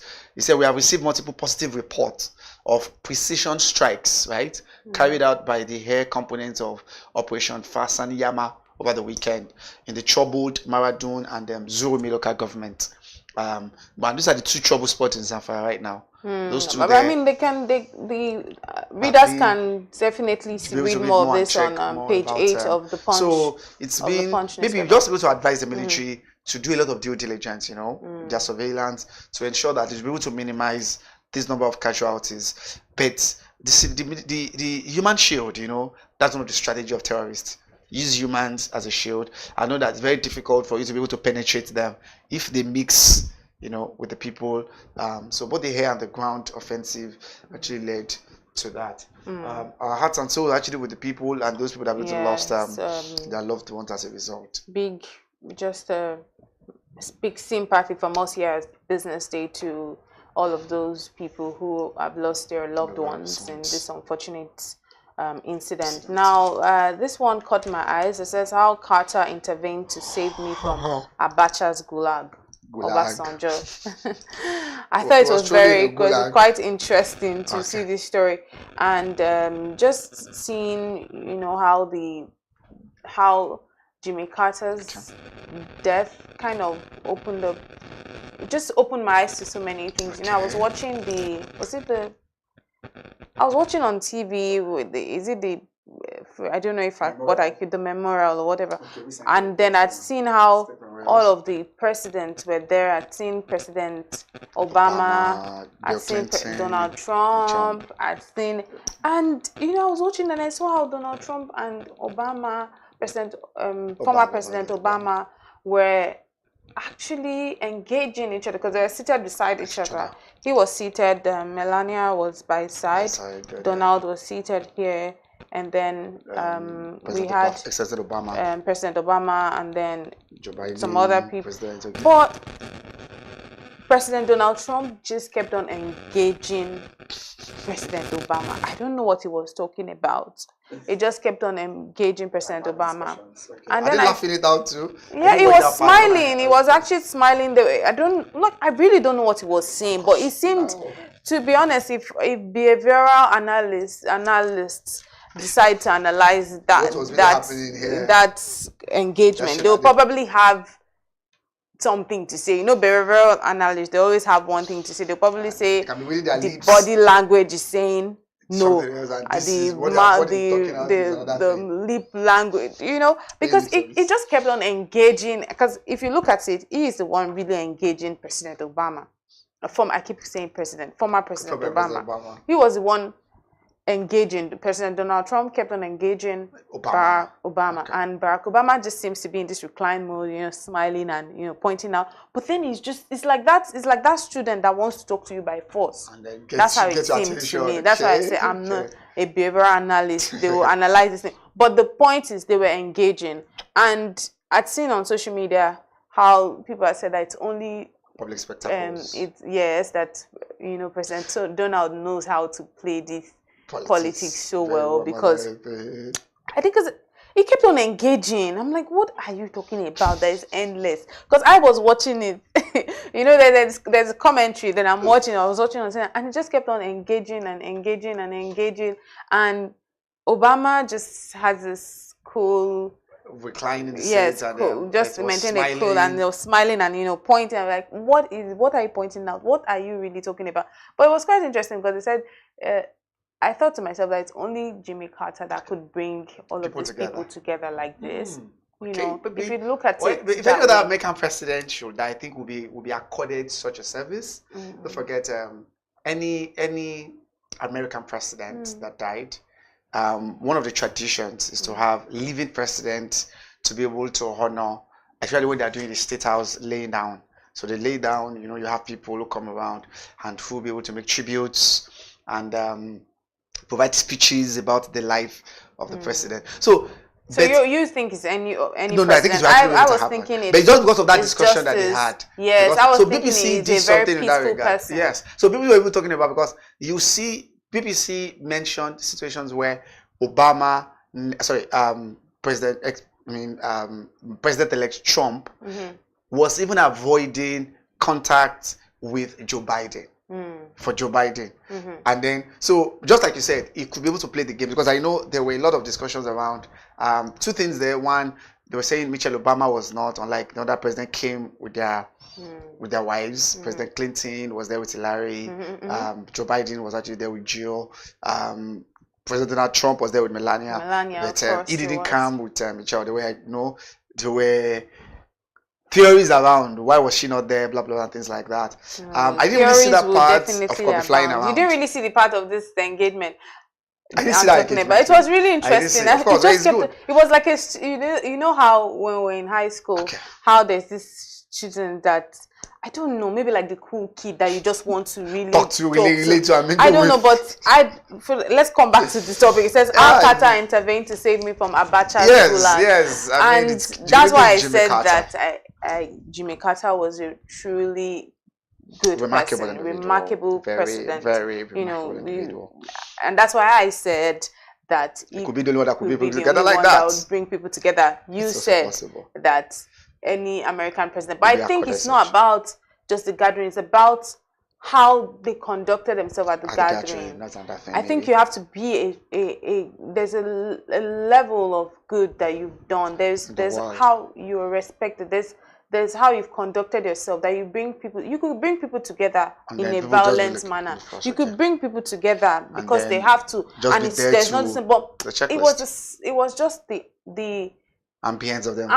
How they all. I'm not expecting that they would fight there, but there's just something I noticed. And then when I saw former President Obasanjo also saying this, intervened to save him, I just thought it's quite a peaceful person. No, he was. President. I mean, so he mentioned, we all know how he was actually jailed. We know the history of what Abacha jailed him from 1996.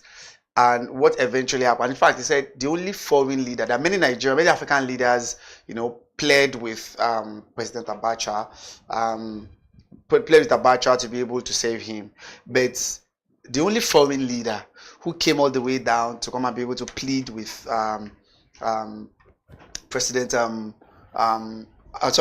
military President Abacha was Jimmy Carter. And in fact, so he has to be able to organize a memorial in his service at the presidential library. So I think he's just a man of that worth. I'm talking about Jimmy Carter. I think this week is the final before he'll be interred, before he actually be given where they usually be able to bury the American president. So I think it's just like you said, I think it's a man that will be able to make a very good imprint. And he has been able to imprint. That's the word. His, a very his mark, good, positive imprint on the mark and the minds of the people. People are actually able to mention a lot of things. So you see commendations, and I think the people I heard was actually his grandchild, Joshua Carter, and one of that person. And you see what they mentioned about their grandfather and how he grew up. Remember, he grew up in plains on the farmland. The kind of discipline that his father, because father was trying to draw that parallel, that both of us grew up on the farm. Just like he grew up on the farm of Babi Okuta. The man to grow up on the farm in Plains in Georgia, and some of these connections that they have together. So Jimmy Carter has actually been one, because I know I was young when I usually hear about him. Even though he was a one-time president, he had his own issues while he was there. It was during this time when there was Vietnam War, and he lost the election to Ronald Reagan because of that. By 1981, he came in 1977. By 1980, when the election was conducted, he lost because of the way Americans suffered. So But he won the Nobel laureate as well because he contributed more towards the world peace and made a lot of impact when it comes to the world. So I think that's actually known about him as well. So the Vanguard newspaper here has a topic that is dear to my heart because I know I've been mentioning it for a while now, speaking about OPEC quota, and it's like it's in my face now. It says OPEC quota eludes Nigeria. And I know I'd asked you this question last week, if you remember, when I'd said, do you think, I've asked you, I've asked Dikbo, I've asked Mr. Tayo, I've literally asked everyone who has seated here, and it's like, it's now in my face now. It says, OPEC quota eludes Nigeria amid rising oil output. Why oil output rises, Lokogbiri, pipeline vandalism, theft, others in the output. But the main conversation is about the OPEC quota eluding Nigeria amid rising oil output. And I was from the the question that I asked you initially last week was me saying, do you think we'll meet our $2.06 million OPEC quota? But now for this year.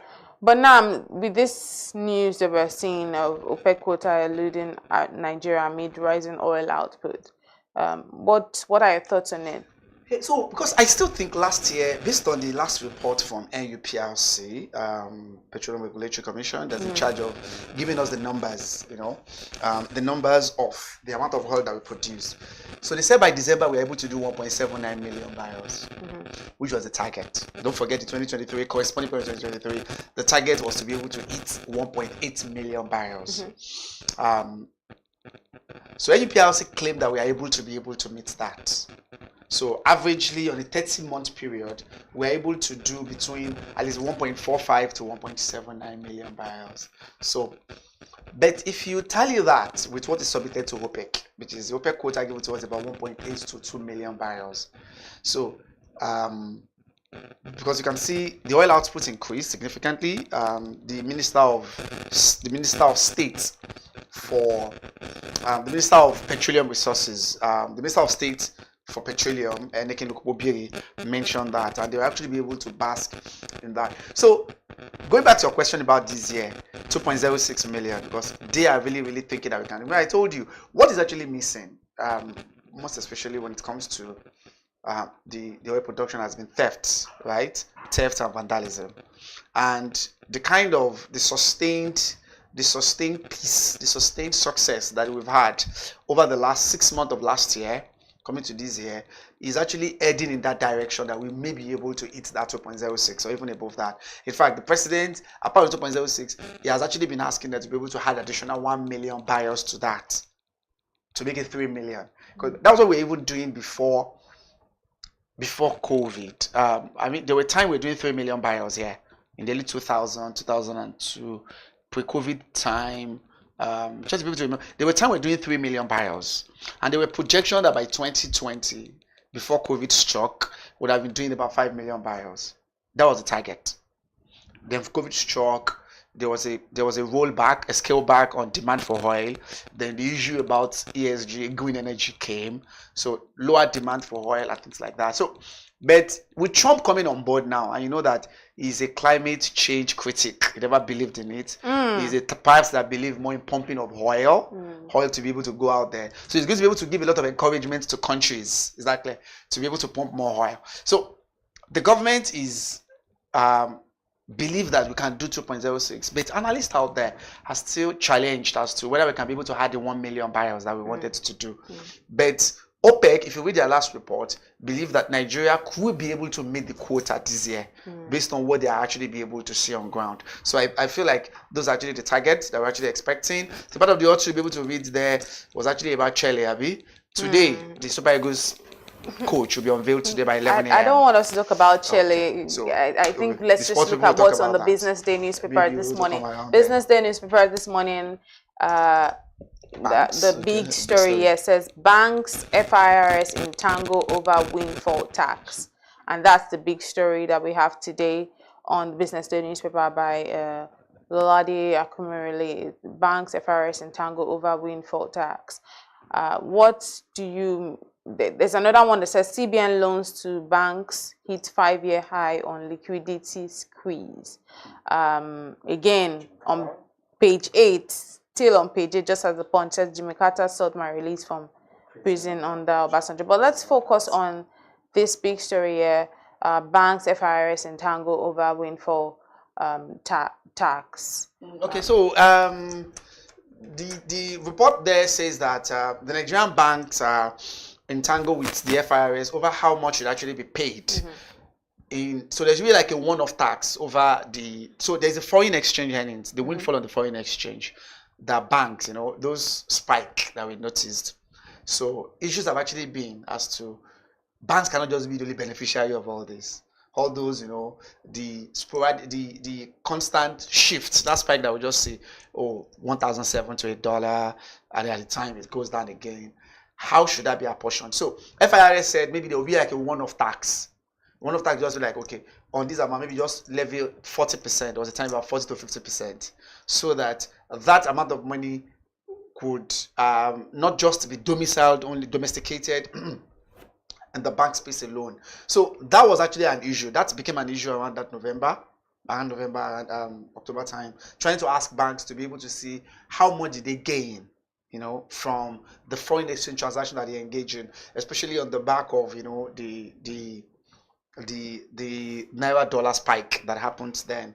So banks now, their report, unconfirmed report yet, that banks are trying to be able to doctor their books, which is actually expected. But everybody knew how much those banks are able to gain, the demands at that point in time, and the gap, in the official rates, the NAFEM and the NAFEX market, and what operates in the NAFEM and NAFEX market, and what banks are able to issue out in that period. So those gaps are so huge that the gap they are making around about 100 naira to every $1 exchanged. I can imagine what each person, amount of the volume of dollar transactions that took place during that period. So it was a very serious issue between them, and I think they'll still be able to fight on over that particular issue. So if you see what Lolade further wrote here, I think he put some marks to it. Was it here? I think I was just able to look at that page. It was on page 30. Page 30. Page 4. So there was a part I think I read there that I would just like to be able to mention for us. I think it's here. Okay. Right? So the banks actually came in that the level may amount to double taxation. That's the bank's claim, given that it is paid on the realized profit from all foreign exchange transactions of banks, which are usually reported as part of the bank's income for which relevant taxes are paid. Now, the banks are claiming it is not clear whether the obligation to pay the levy will supersede the bank's obligation to pay income tax under Section 9. But the question there, so professional services like KPMG anticipated a lot of legal dispute. So what I'm saying here is, apart from the tax that they pay originally, those amount of money that they got on foreign transactions, foreign exchange, they are going to be able to pay another tax on it. So it was seen as a sort of a double taxation, because that is already part of the balance sheet of the banks. But morally, we all know how much those banks gained. What contributed to financial sector, finance and insurance, contributing more to our GDP, while other sectors are lacking? And in fact, the sectors are not just doing single digits. The bank in the third quarter alone did about 38% in terms of our contribution. And so where all this money are, the Nigerian economy needed to be able to benefit, apart from those people within the space themselves. But whether that will still be the case. So KPMG, PwC believe that because banks are taking them to court. In addition, they also be able to report that some of them are trying to be able to doctor their books, see how maybe take out these foreign exchange transactions out of their balance sheet, and then try to see if they can doctor it to be able to reduce their tax burden. So the government is making their defense as to this is needed. Remember, so the government defended the implementation of the windfall tax as a strategic imperative and a standard practice that's always be able to take place. So some countries implement windfall tax on excess corporate profits. Remember, the kind of corporate profits that those banks generate of energy companies triggered by the COVID pandemic. It happened in the UK during that period. So analysts suggest that the government rushed to secure the funds without conducting maybe technical consultations. Maybe that would be needed on the part of the government to do. But this case is going to court. Some banks are actually able to put themselves together to take IFRS for the windfall, so call it windfall tax. So it's a one-off tax, not like a regular annual tax you'll be paying. The banks are expected to be able to make that. So the expectation is to be able to make the payment this January, when they actually be able to complete their books as of December. So how that will be able to take shape, we actually be able to await the implication of that in the final stretch of the final analysis. So the next story here, just want to hear your thoughts very quickly. CBN loans to bank hit 5-year high on liquidity squeeze. Is this something you're familiar with? Do you want to just chime into it? This is not really not connected to CBN is always the lender of last resort to bank. Remember, I think this is written by Hope, right? Hope Moses. Moses, exactly. So this is so if you look at this, I've not really seen this. Maybe when I get back upstairs, I'll be able to look at the CBN's website and see part of their obligations. Remember, CBN's job is they're the lender of the last resort, and the CRR that they also be able to make, cash reserve ratio that they maintain, is to allow them to be able to control liquidity in the system. So we know that now that there are about 4 trillion naira in circulation. And some of them actually be able to come to banks from the CBN in the form of loans. So because of liquidity squeeze, most of us are complaining banks are not having, banks are claiming they don't have enough money. Even though the reality outside, if you go to POS operators, will be telling you different. Go to the banks. I'm talking about even withdrawing on that space. So a loan, this January alone, as of last year was about 4 trillion. Another 1.25 trillion has been given to banks to be able to ease this liquidity squeeze, liquidity pressure that banks are complaining about. Even though people have been claiming the banks themselves have been deliberately holding the cash, but that is the case. CBN pumped more money to them last week alone, the first week of January. About 1.3 trillion naira is actually given to. So some of them come in the form of loans, and those loans will actually be able to ease liquidity concerns. When we say liquidity, just talking about cash in circulation, the money for banks to be able to give out loans. And those loans, CBN, that's part of their mandate, is to ensure that the manufacturing and the critical sectors actually be able to get access to loans that will actually be needed to lubricate their activities. So it is through things like that that is expected. So how that will be able to pan out, I don't be able to have the full details yet as to that, but we know the CBN has actually promised to be able to give more loans to the critical sectors, and that will always come through the banks, as well as the development banks. Also, all of these stories and so much more, you can catch up on a lot of these stories on the Business Day newspaper. Enriching stories, educative as always, what you need to know for your business.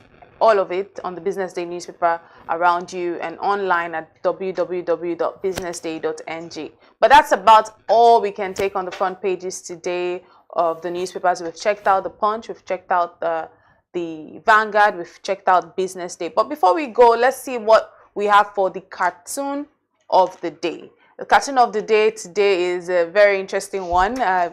It will be on the screen, rolling on the screen very soon. But it was quite interesting to see what we have today. It says www.apcachievements.com.ng, and then it has that's a screen. Someone is seated, and then it says this website is still under construction. One thing that's very catchy, one thing that remains very, very interesting is how the cartoons on the Business Day newspaper always really address something. It's always punchy. It always hits. Whoever feels attacked will definitely feel attacked, because what www.apcachievements.com.ng, this website is still under construction. That's literally saying that people are still asking questions. 2 years down whatever the line, it is still under construction. So we hope that very soon this construction will be done, and then this website can be activated we are no longer saying this website is still under construction. We are saying the website is activated because that's what the citizens want. They don't want a website that's still under construction. So how soon that will that is, be? they want this achievement activated to be like yesterday. in no time. Exactly. So that's our cartoon of the day today on the Business Day newspaper. You definitely need to catch the Business Day newspaper. Grab a copy of the Business Day newspaper. That's where you get the scoop of all of the interesting stories, and you'd see what we have on our cartoon for the day, which is something you don't want to miss every day. Thank you so much for joining us on the newspaper front pages today. My name is Elizabeth Musa, and it's a pleasure having you with us, Mr. Mohammed Akonji. It's always a delight. Let me just be able to mention this before we go. Sorry about that, just very quickly. The APC achievement you just read was very important. And the people are saying this is 2 years almost down the line. So now the baby must have at least 2 years baby. The baby that we're talking about then must have been born now. And if this achievement is still under construction, they have to be able to speed it up, just like you said. We say speed it up because I don't think there'll be anybody. In fact, SDP presidential candidate was talking to them today. The poverty, unemployment, people needed to be able to see tangible results. You know, not just saying this is what we are doing, tangible. Let it be able to reflect in the lives of ordinary Nigerians, and that's very important at this point in time. Absolutely. Thank you so much for joining us. Up next, we'll be having the Big Story segment. Do stay with us.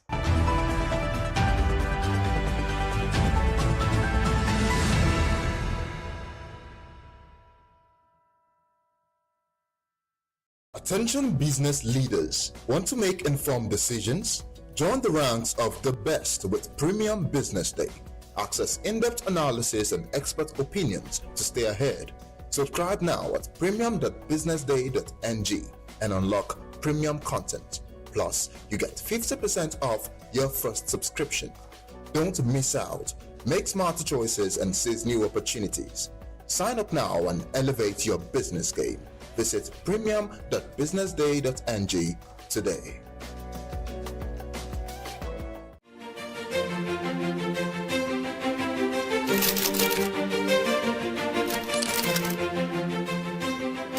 I am, of course, a great admirer of the impeccable credibility, professionalism, and business savviness of BusinessDay.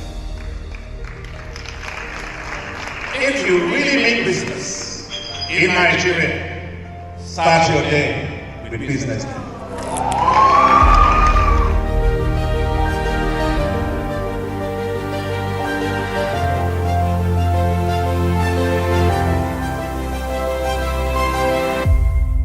BusinessDay is West Africa's leading provider of business intelligence and information, delivering premium content across diversified media platforms, including online, mobile, and print.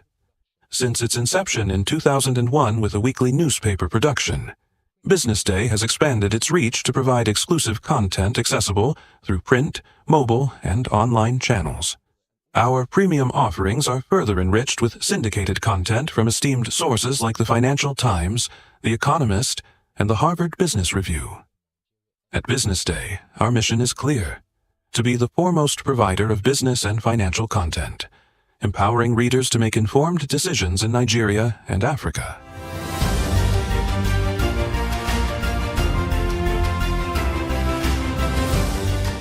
Since our establishment, we have been committed to delivering insightful, relevant, and accurate information about Nigeria's business and finance environment, while contextualizing the impact of global events.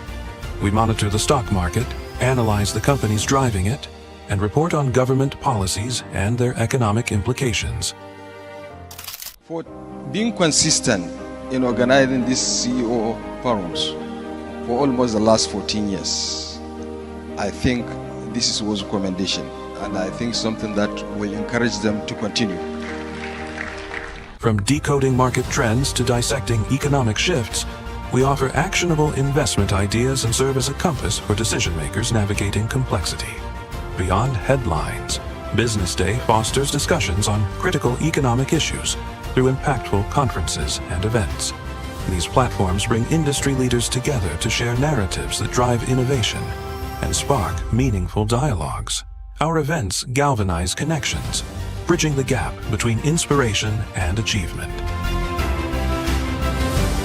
For businesses seeking visibility, Our strong digital presence offers unparalleled opportunities, with millions of followers across social media and a dynamic website attracting visitors from within and outside Nigeria.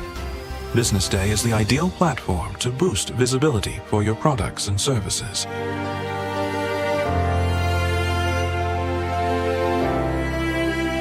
If you're looking for in-depth analysis and expert opinions on Nigeria and Africa's business landscape, Business Day is your guide.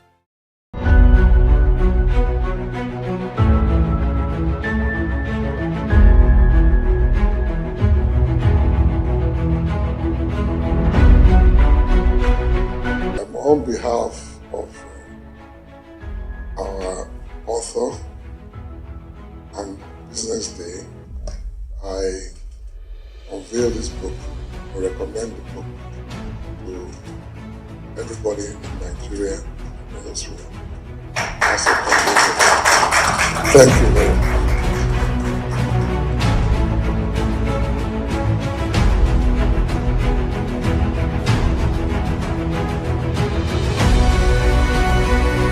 I want to congratulate you, Femi, for putting this together.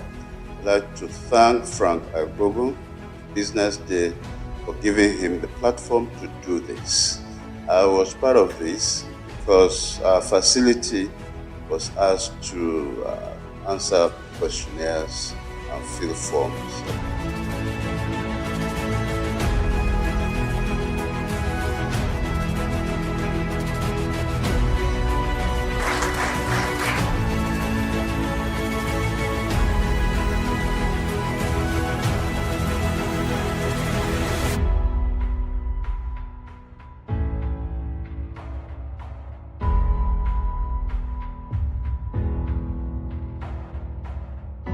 There's a ferment in the Nigerian healthcare system. There are a lot of challenges, but there are also a lot of opportunities.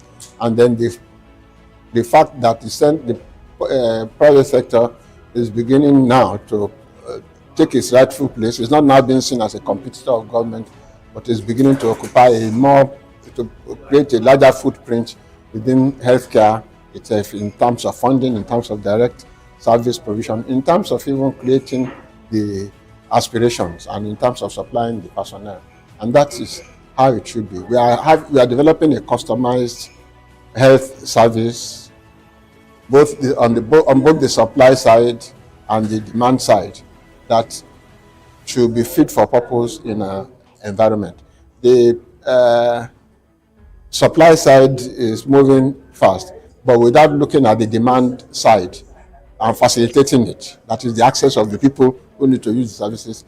There's only so far they can go, or they'll be making investments that cannot be returned in the foreseeable future, and that is not right. People talk nowadays about patient capital. No matter how patient the capital is, that is waiting for a long time to get returns, those returns must be built into the system. That means somebody must be paying equitable amounts of money for the service that is being rendered. It doesn't have to be the person who uses the service. In fact, our aspiration is that it should be the people who are paying out of pocket should be reduced to like a 0% within the context of Nigeria. And yet, everybody who needs that service should be able to get it.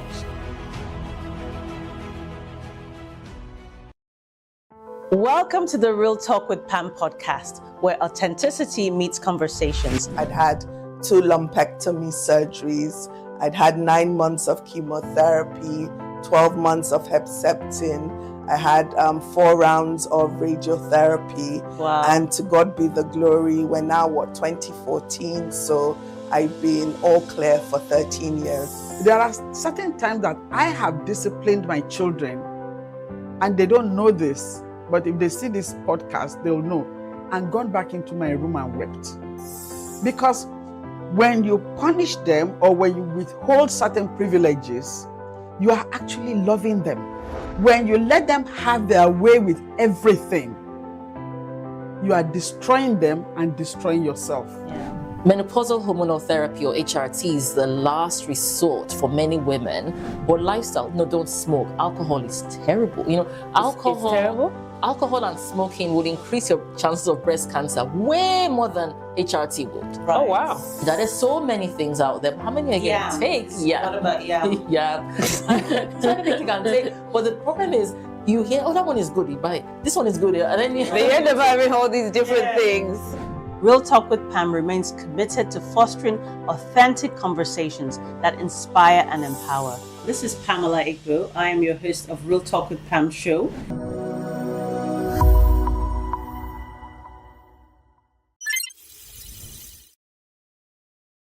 Attention business leaders. Want to make informed decisions? Join the ranks of the best with Premium Business Day. Access in-depth analysis and expert opinions to stay ahead. Subscribe now at premium.businessday.ng and unlock premium content. Plus, you get 50% off your first subscription. Don't miss out. Make smarter choices and seize new opportunities. Sign up now and elevate your business game. Visit premium.businessday.ng today.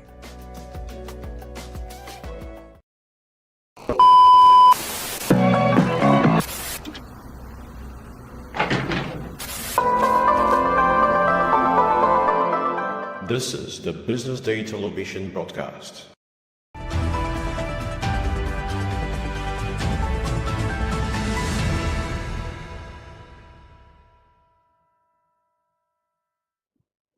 Welcome back. This is The Big Story on BDTV, your trusted platform for breaking down the key issues shaping our economy, industry, and nation. I am Bethel Ulujabi, and as always, it's a pleasure to have you start your day with us.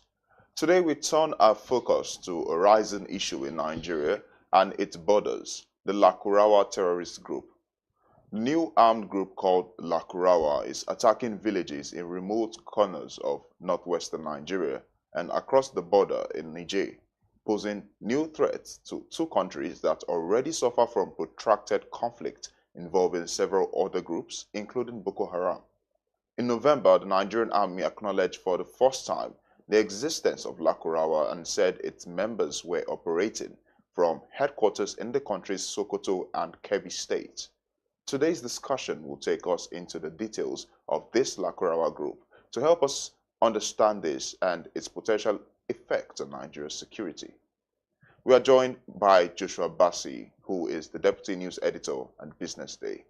Joshua, it is wonderful to have you in the studio here with us. Thanks, better. Good morning. How are you feeling today? I'm good. Yeah, that's wonderful. Thanks well, for having me. All right. Let's get right into the discussion. Right. First, let's understand the essence of the Lakurawa group. What are their key objectives and how did they come about?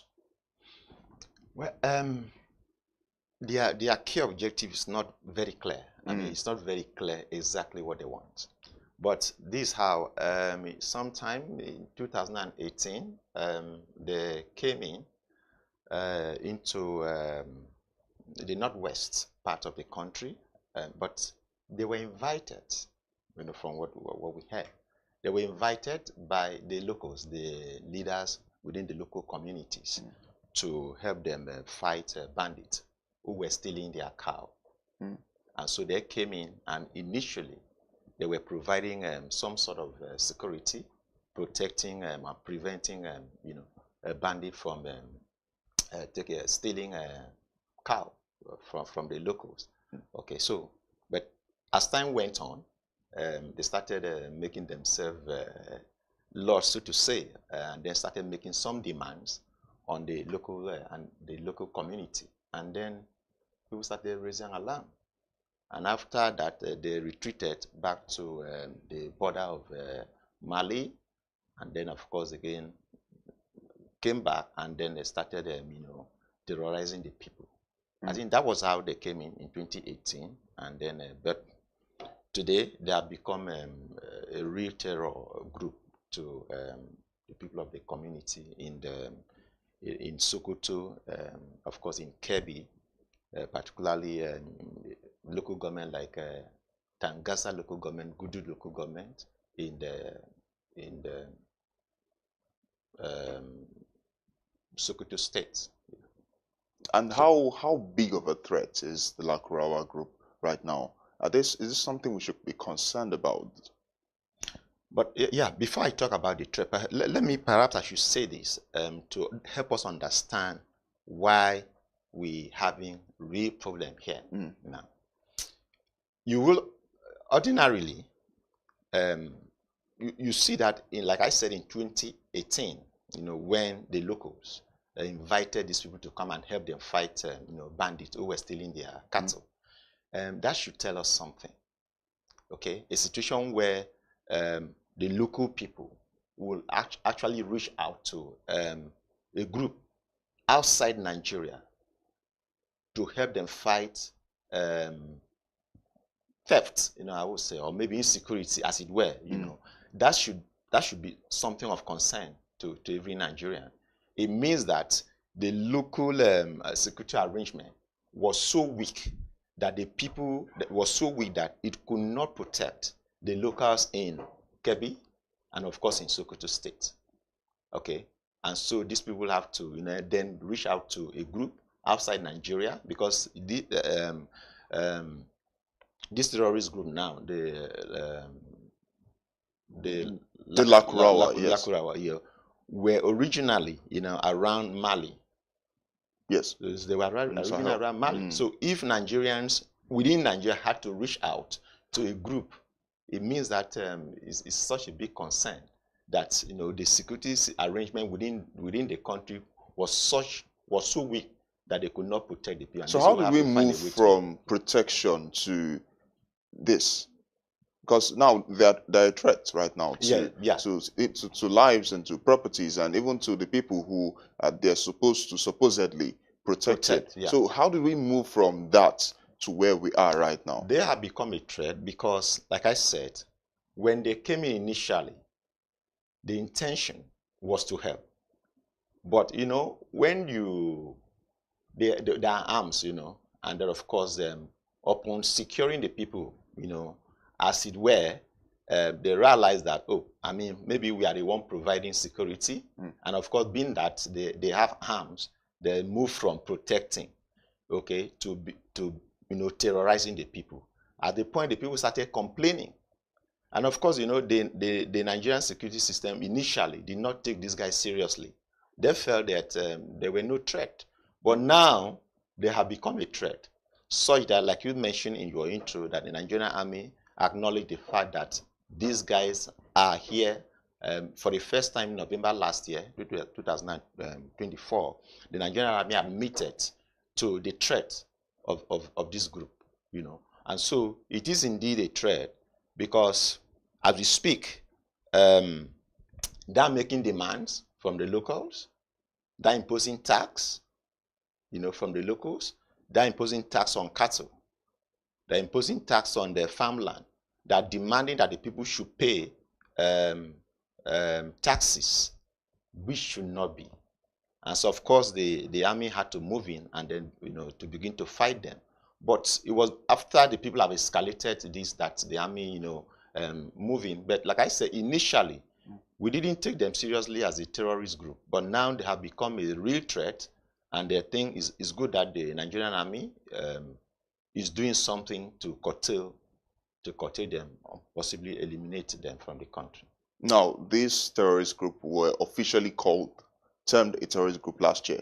And I'm concerned because the Nigerian army are aware of the fact right now. And they are the ones coming to tell us that they are now trying to put in measures to kind of curtail the activities of this group. But now we see that this group is spreading gradually into Niger State, Kaduna. Why did we let it get to this level? Why wasn't this capped from the first instance of terrorism in Kebbi or Sokoto State? Okay, fine. Which is where we should put the blame where it belongs. And the military, and of course Nigeria generally, like I said, they didn't take it seriously, but now it has become a real threat. And and that's the reason why in fighting this terrorist group, the military and all of the people that are involved should not relax. you don't have to rely, because you allow them to grow. Yes. And you allow them to grow, strategize, to a point where the people are now raising alarm. But it shouldn't be so. They are supposed to, the military here now, they are supposed to have, from the very beginning, given the fact that already in Nigeria we were dealing with the issue of Boko Haram, we are also dealing with the issue of Islamic State of West Africa, ISWAP, which we were already contending with. And so there was no need to allow any group at all to come in and then do what and become a threat like this Lakaroa has become now. So it means that that laxity, that the gap that the military and of course the defense system, that gap that they allowed this guy to grow and grow to what they have become today. So I think that's how they have become what they have become today, because there was some labor by those who are supposed to be at the forefront of fighting them. I think that's where we have a problem now. Now, how big is the Lakurawa group? Because this is something that many would believe the story should be past tense by now, because the Nigerian army is more than capable of restricting them, of arresting whoever is responsible, whoever is leading the group.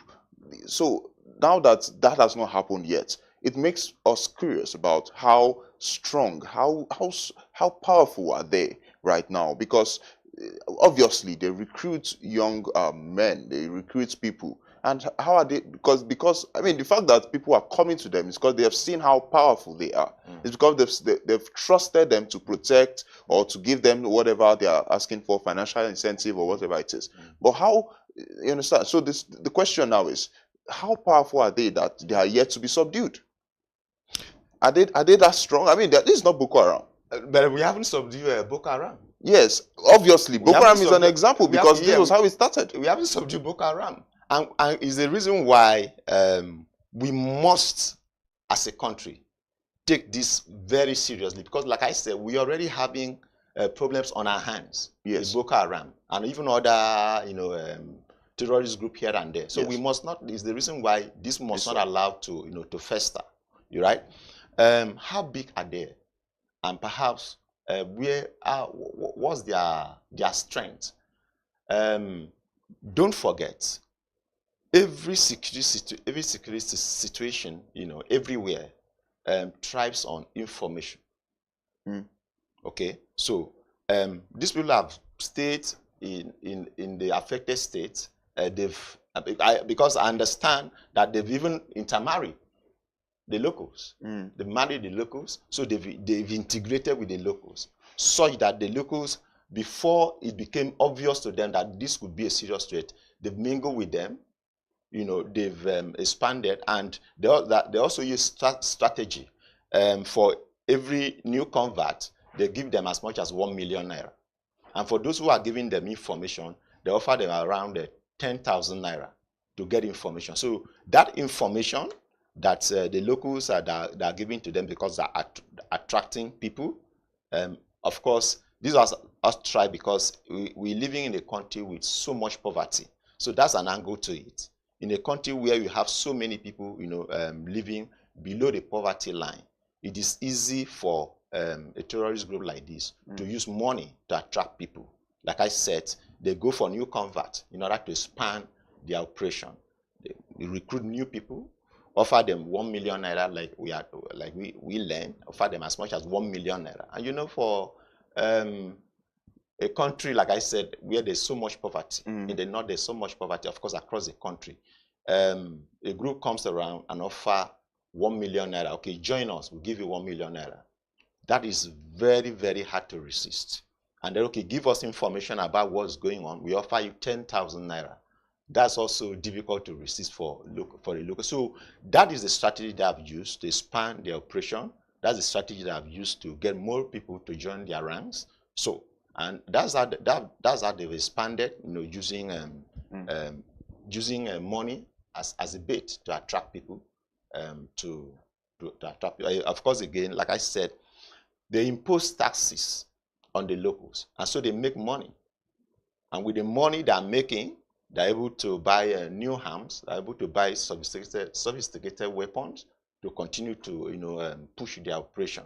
So I guess that's why they're becoming so strong, because they have the weapons, they have the money, and perhaps they must also be, because they're also linked to a terrorist group in Mali.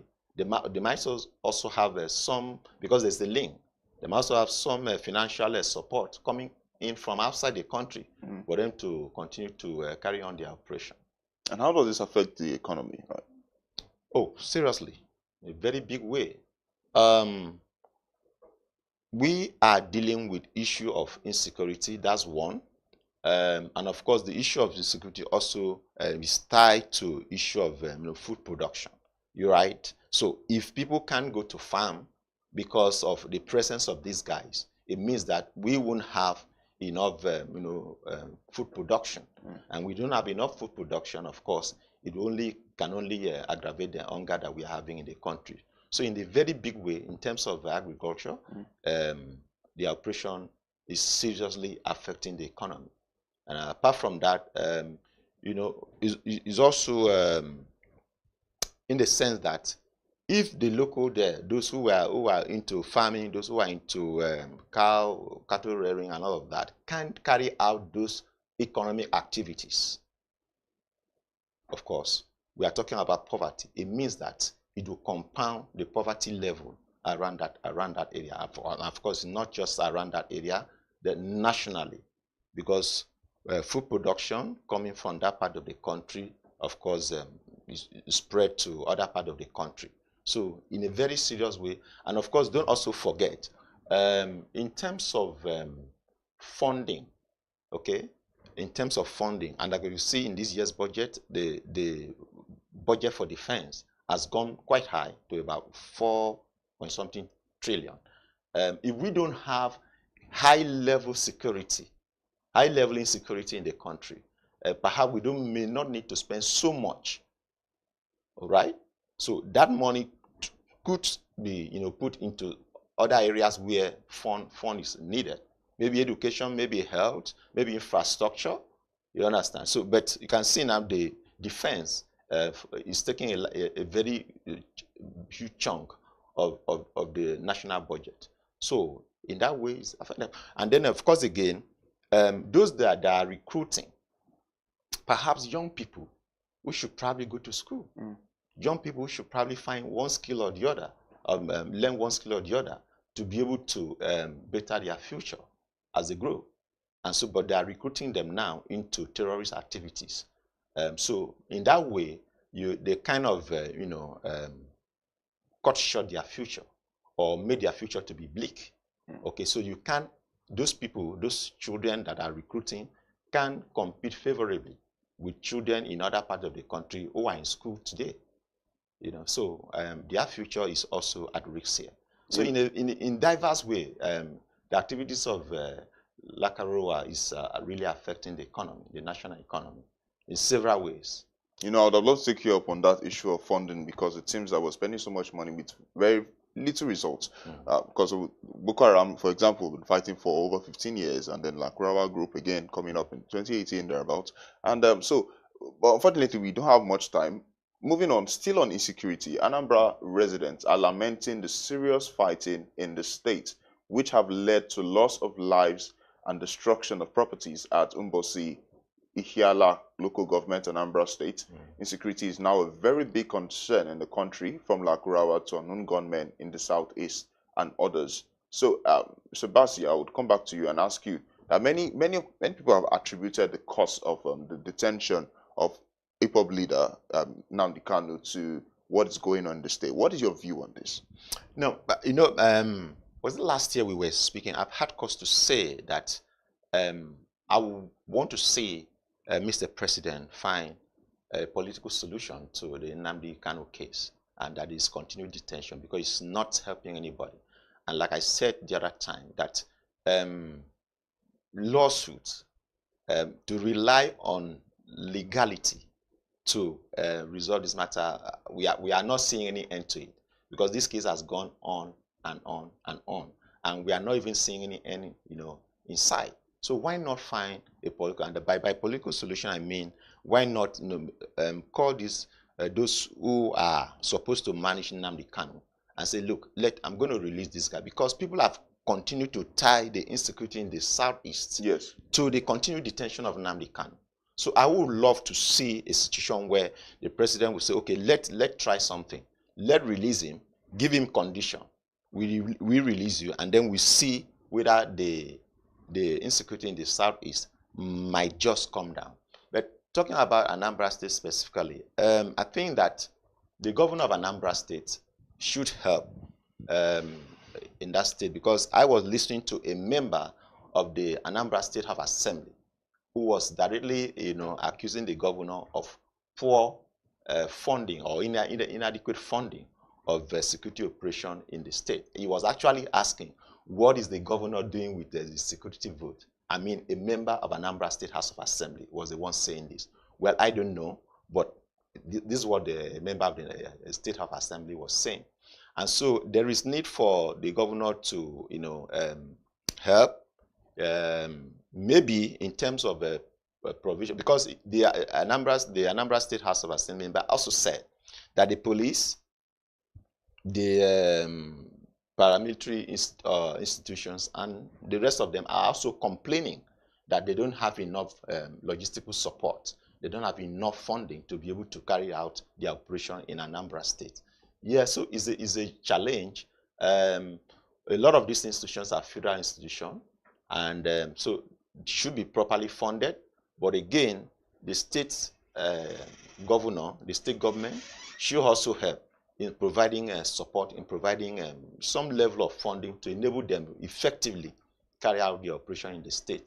And of course, the other time I talk about the traditional institution, I also want to see a situation where the traditional institution also work together in synergy with the state government, with the security agencies, to see how this issue of killing in Anambra, in Ihiala, can be, if not totally eliminated, can be brought down to various minimum, such that people can freely go out there and carry out, do their business, carry out their daily activities without fear of some people coming to attack them. There was a burial ceremony in Ihiala where some people went there and they shot people dead. It shouldn't be so. It shouldn't be. We shouldn't have a situation where people are burying their loved ones and then you are not sure of what's going to happen. I think that the Anambra State government should, do more to curtail the rising insecurity situation in Anambra State, because Anambra State right now in the southeast seems to be having a bigger problem than the rest of the states within that region. Yeah, indeed. Thank you, Mr. Bassi, for those very insightful inputs. Joshua Bassi is the deputy editor and deputy news editor at BusinessDay. We look forward to having you for more engaging conversations like this. Well, that's all we can take today on the segment of The Big Story. You're still watching BusinessDay television. Don't go away.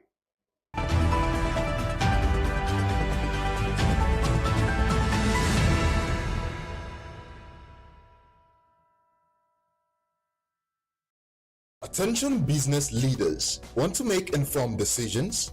Join the ranks of the best with Premium Business Day. Access in-depth analysis and expert opinions to stay ahead. Subscribe now at premium.businessday.ng and unlock premium content. Plus, you get 50% off your first subscription. Don't miss out. Make smarter choices and seize new opportunities. Sign up now and elevate your business game. Visit premium.businessday.ng today.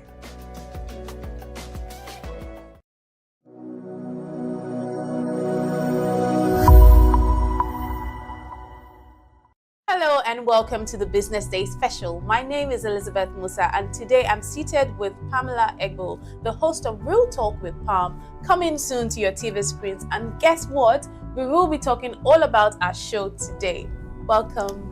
It's great to be here, Elizabeth. How are you doing? I mean, I'm seated literally on your show set. I know, I have goosebumps. It's amazing. How does it feel? Fantastic. It's been a long time coming. Let's say that. So why did you start the show, Real Talk with Pam? Authenticity meets conversation. What is it all about? Right, thank you for asking. So I think it's one of those things where they say opportunity meets preparation. For many years, I've had a lot of friends say to me, Pam, you know, you need to have your own show or go and talk on radio. You have the voice.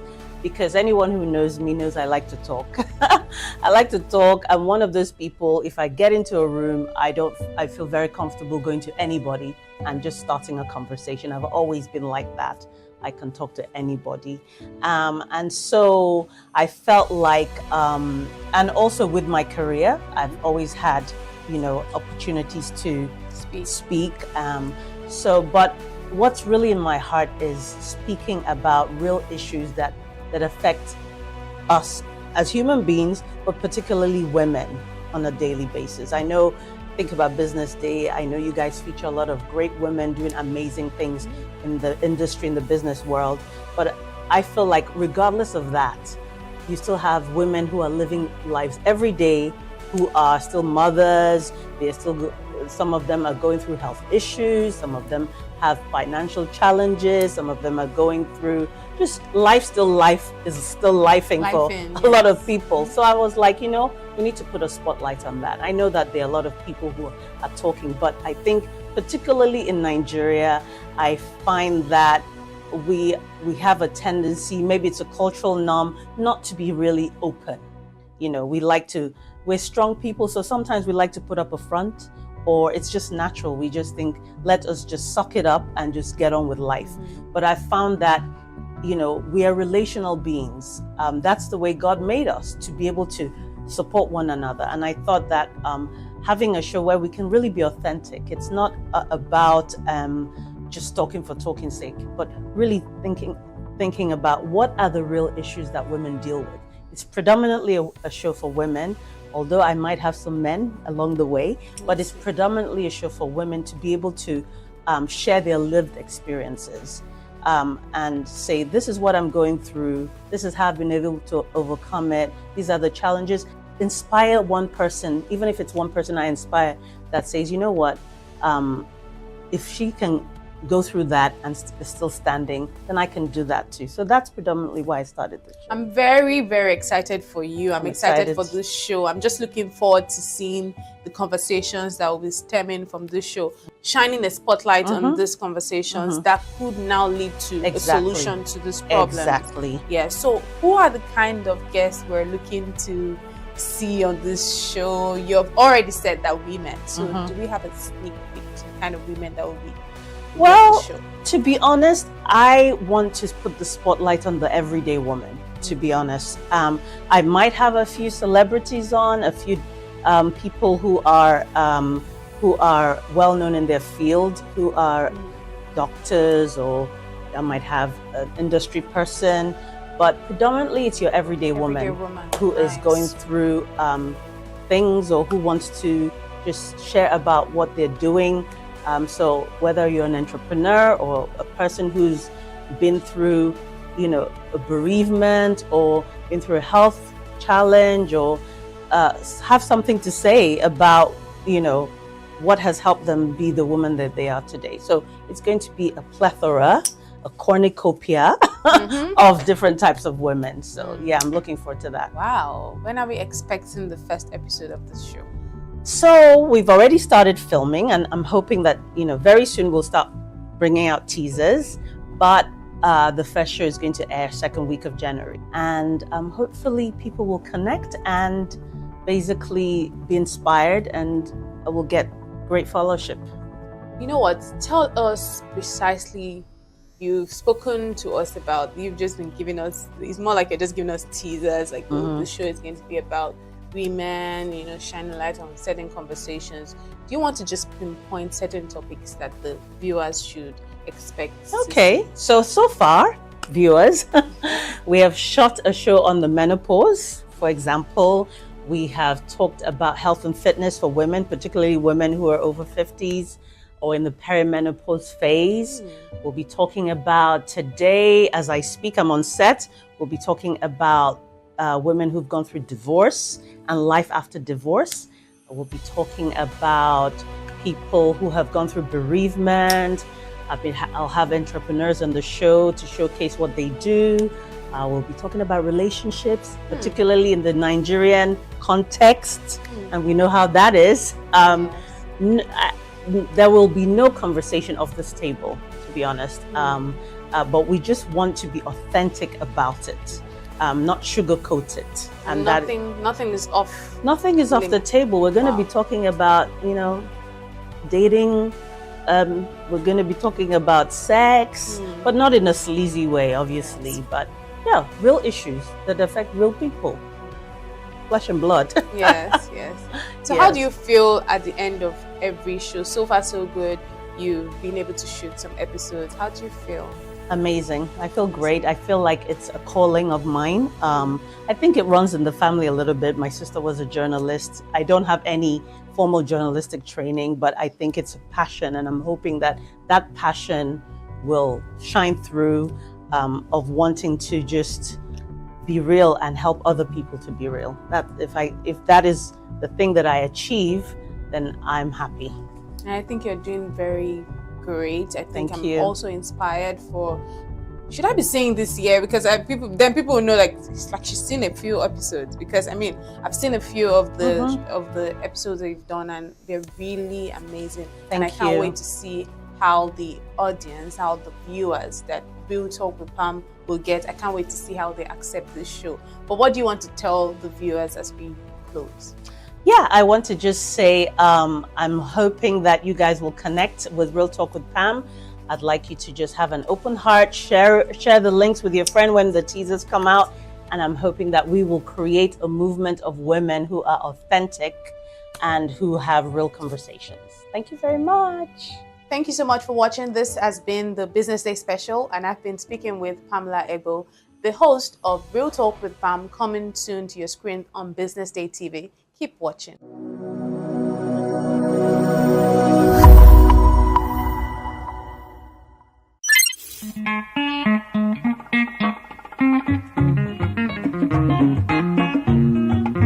Kemi Michael here, your Yoruba named Akwa Ibom girl, welcoming you to Go Local. We took a trip down to the town of Kenta in the heart of Abeokuta, where we met with the Otun Iyaloja of Kenta Kampala Market and a few traders. Chief Mrs. Olukemi Somuyiwa Odunlami. I am the Otun Iyaloja of Kenta Adire Kampala Market. Yeah, good afternoon. My name is Kaka Aisha Remilekun. Adire was once, and still is, a closely guarded family secret in Egbaland. Parents carefully taught the techniques to their daughters, and the wives to their sons. This tradition was so sacred that outsiders were initially barred from participating. As Adire production echoed the whispers of a family's heritage. Yes, my grandmom did it, my mom did it, and now to me. And by the grace of God, my children are still on it also. They're learning. They've learned it. They are growing up. They've married, and they are doing this business. Okay. And they are educated too. Yes. At least I have PhD holder among them. I have BSc among them. But I made this business compulsory for them. They have passion for it because it's something they grow up with. It's a family thing. So my mom do, my grandma, I was born into it. So after schooling, the challenges in the economy, have to come back into the business. Different countries go through challenges. Our motherland, Nigeria, sure has her fair share of those. In these trying times, the Adire makers and producers are also affected by several challenges. The challenges that we are facing presently is the material we are using. You see, they are not producing the material, the clothes in Nigeria now. Most of the industries that produce it, like Gaspia Textile, United Textile, Arewa Textile, they are fold up. So The white material that we are using now, the brocade, is from China. And by the, you see the dollar is moving up. So it's made the price to cost now. Before, when they are producing it in Nigeria, we do buy it like 100,000 per bill. Even it was 55 before. It's jumped to 100,000. Now it's 600,000 per bill. So it's very expensive presently. Then secondly, the dye that we are using is not made in Nigeria. It's an imported also. So the price has risen up. Even the common candle that we are using is now expensive. It's not made in Nigeria. They are imported. We call it paraffin wax. So with the price now that moves up, it affects the production. You see, when we produce it finish, the price will rise up. There are some we are selling before 880.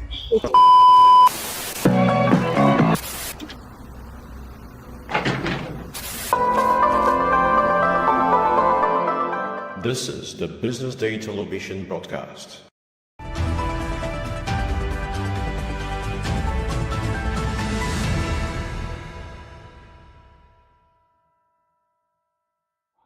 Welcome back. This is still the VDTV Breakfast Show, and now you are on to the social listening segment. This is where we get to see all of the stories that are making the round on social media, and then we analyze them here on the segment. Today we have very interesting stories that obviously have caught our eyeballs this morning, and I have here with me to discuss this morning. It's a full house. I have here with me Mr. Stephen Onyekwelu, as well as Mr. Obidike Okafor. They are social analysts here at Business Day, and they will be discussing with me this morning. Welcome, gentlemen.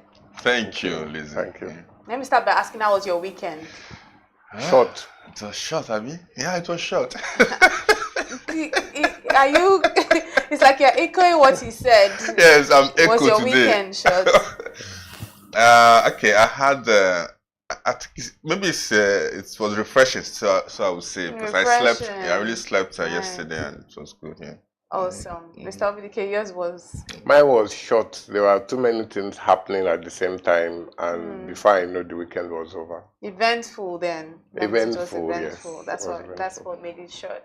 I love that. I love how you both had you had a restful weekend. Yours was short but eventful. My weekend was cool. It was cool. That's all. Oh, it was cool. Huh? That's all. So let me start by talking about some of the stories that have caught my eyeballs today on the social listening segment. Now, EFCC summons sons of billionaire industrialist Razak Okoya for alleged naira abuse, and NCAA is to prosecute Ibom Air passenger for grounding and this has caused cancellation of Abuja-bound flight.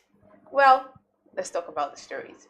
The Economic Financial Crimes Commission has summoned Subomi and Wahab Okoya, the sons of billionaire industrialist Razak Okoya, over alleged naira abuse. These two brothers were directed to appear at the EFCC Lagos office on Awolowo Road in Ikoyi by 10 a.m. on Monday, January 13, 2025. That is today. The Okoya brothers have been in the news for abusing the naira in the promotional video for a new song. The video, which featured a police officer holding wads of 1,000 naira notes as the boys encircled to a tune, had elicited outrage on social media. And this was something I was speaking about just earlier on when we were analyzing the top stories. Yeah, for 2024. Yeah, so I just chimed it in, and here we have it on the social listening segment. So you could see these boys, just playing with words of notes. Just they're promoting a new song. So firstly, the Okoya sons, or the boys, they've been last year, from the middle of last year, they've been building their social media, so to speak. They've come out more on social media to embrace the limelight. Before, the Okoyas used to be very much, everyone knows the family as a billionaire family, but they were just behind the scenes. It was only mostly the mom, Shade Okoya, that Yes. you know she's a fashionista. We see her at parties and then she posts. But even at that, she just posts. Everyone likes that she dresses elegantly. But she wasn't like a social media content creator. But the boys have come out now to embrace the social media content life, and they're taking advantage of it.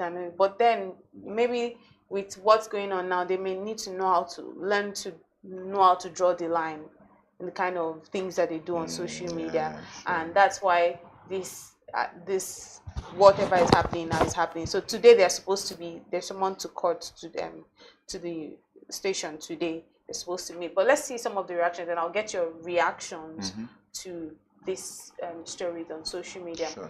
Mezie Abia says the EFCC didn't summon Bobrisky.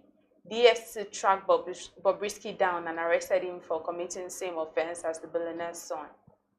We've seen the EFCC breaking into people's homes at midnight just to whisk them away, alleging they are into fraud. Mazi Inziako says, summoned and not arrested. Well, they'll be going there in convoy and police details.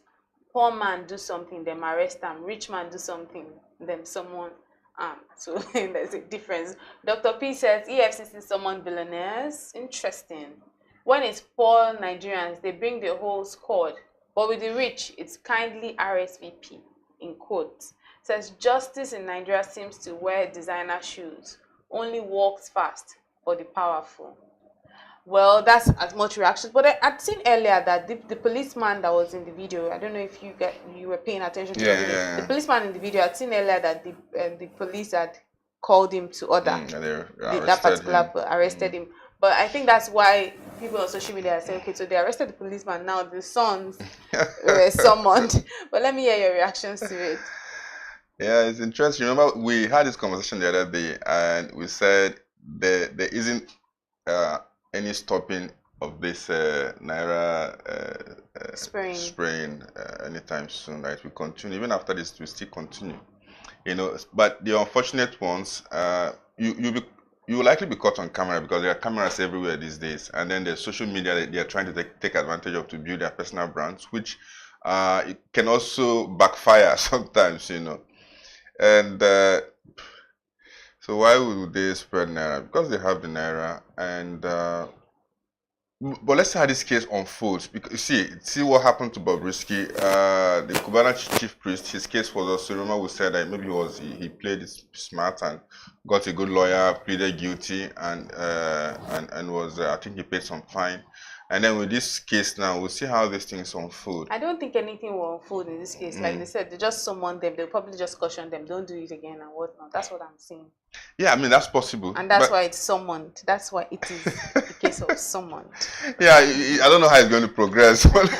I think, you know, when we had this conversation, the first thing I said was all these things will eventually, as in, it will eventually fit.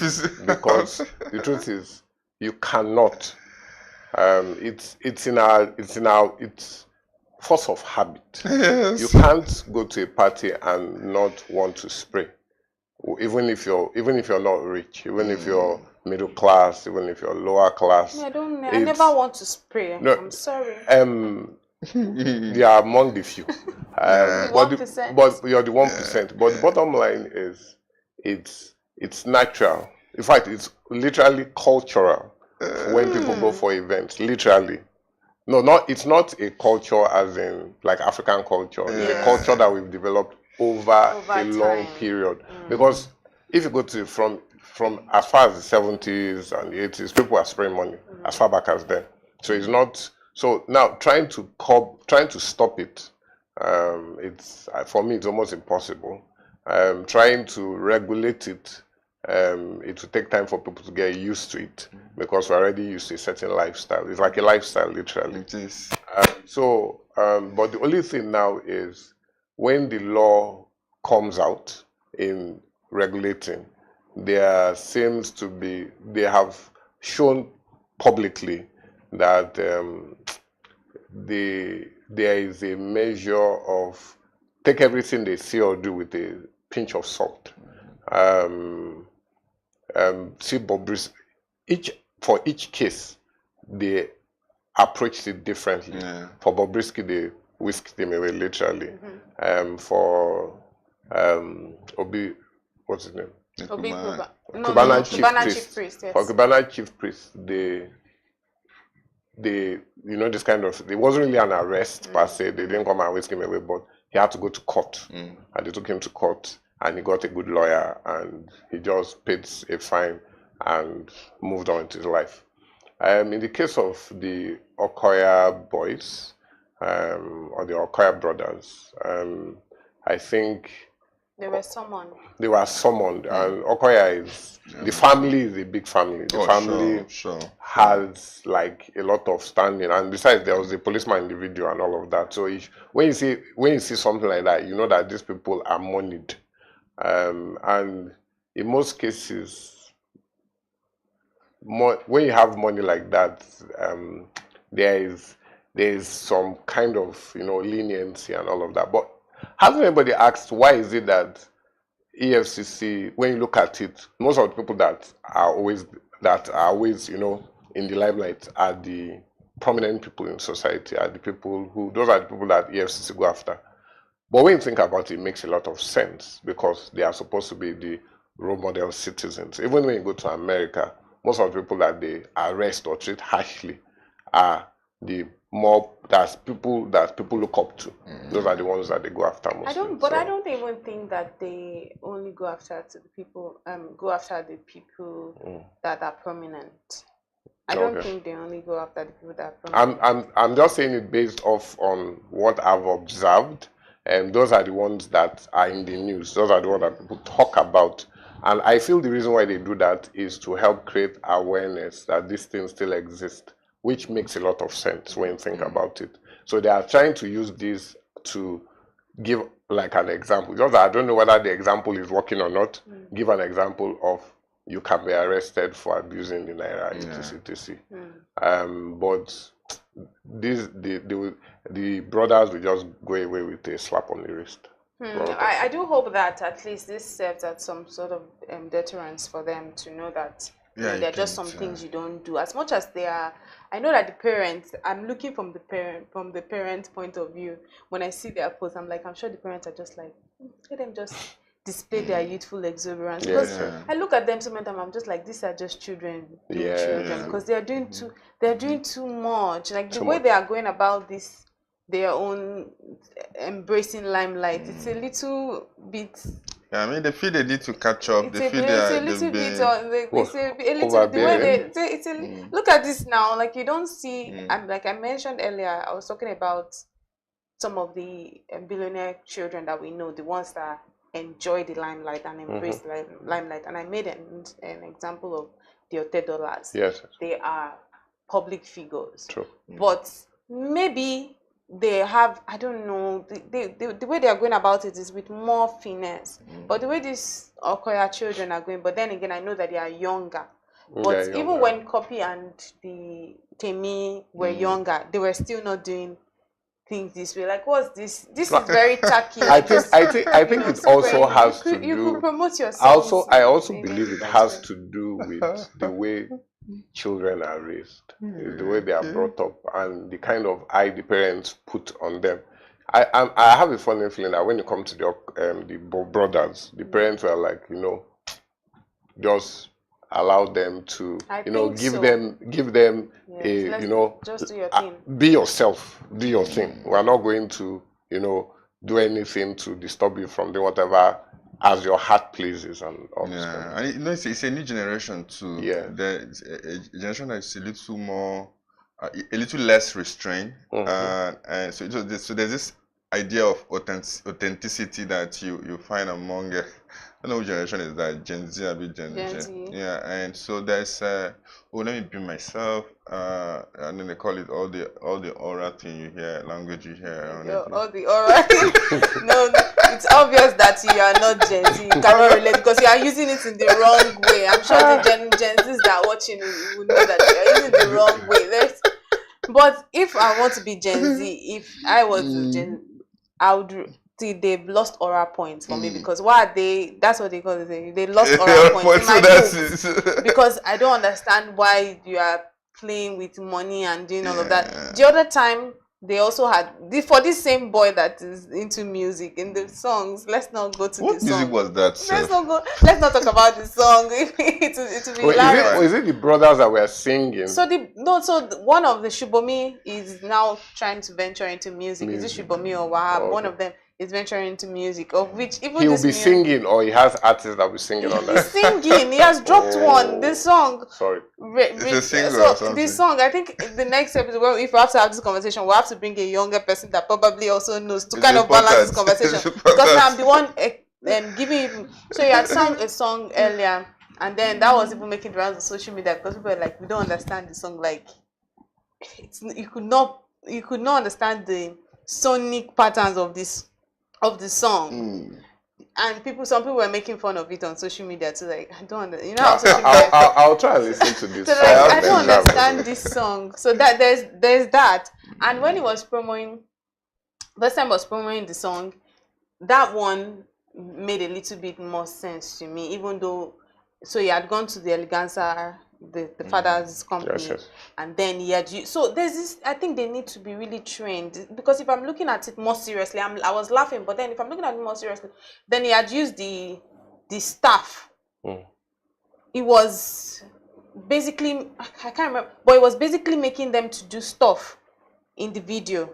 Do you understand? Like, you see how he had this policeman holding money. So it was the same thing there. He had used the Eleganza staff. Maybe you sit down like this, do this thing. Things that you can tell that these are older people. They are not comfortable doing it. You are making me do it. But the only reason they had to do it is because typically you are my organ, you are my organ's child. And he had them do that in the first video to promote the song. And now we have this one again. You have the policeman. Because why do you have that policeman in that video? Really? Why? It's just abuse of power to me. So I think they need to be properly trained, because really it's at this point it shows a lot, because the first ever time they did something like, they had those people were like, what's this about? You have your this stuff, you're making them do all of this thing, like I'll get you would see it after the show. They behave like this. So there's this thing called the nouveau riche, or when you first generation wealth. So there's that the rough edges you find, but of course when the wealth continues to stay in the family, yes, it smoothens out. Yeah. So it looks, they behave like, the behavior I saw there was more of this someone coming into wealth, this nouveau riche kind of tendency. So you want to grab everything. It's like you get to your first time, let's say your first time of paying for a meal, I don't know, in a certain kind of touche environment, or let's say a 5-star environment. So the way you go about, you think you should just eat up everything because you have the money. No. So there's that But I don't think they should be ones in like that, because they were born into money. Yes, so it's one thing to be born into it, but it's another thing to have the manners that go with it.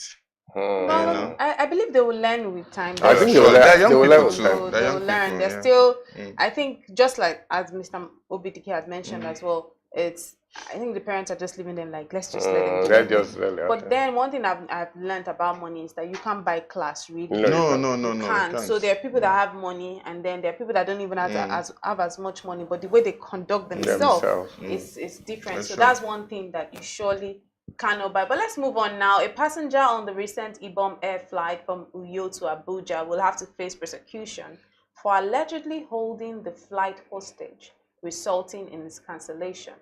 According to the Director of Public Affairs and Consumer Protection of the Nigeria Civil Aviation Authority, NCAA, Michael Achimugu, the actions of the female passenger ensured that 89 other passengers on board lost valuable time, money, and opportunities. And this has been frowned on, obviously. Let's see how people are reacting to this conversation on social media. But firstly, I'll first chime in that now, this flight, maybe not Ibom Air, but this domestic flights always have a way that they delay flights. So now it's now looking like you've now seen an opportunity for somebody that will now be your I don't understand how a passenger can. I'm also trying to understand the conversation, like the actions that made just a passenger 3J Dimension said this lady needs to be interviewed live. Questions should be asked. This will correct the situation for anyone trying to do this in future.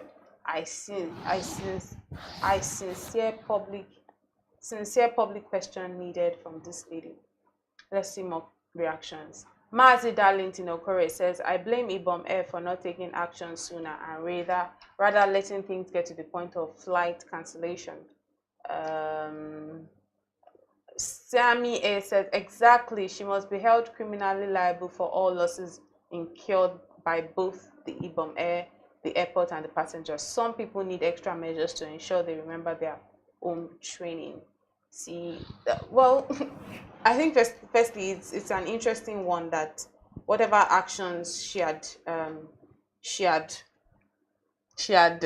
whatever actions that led us here to the point of cancellation of the flight and it will be interesting firstly for us to really get the context of whatever it is that happened. That the passenger could I mean the actions or inactions for a passenger can hold 89 other passengers hostage and the flight is cancelled. How? I personally find it hard to believe.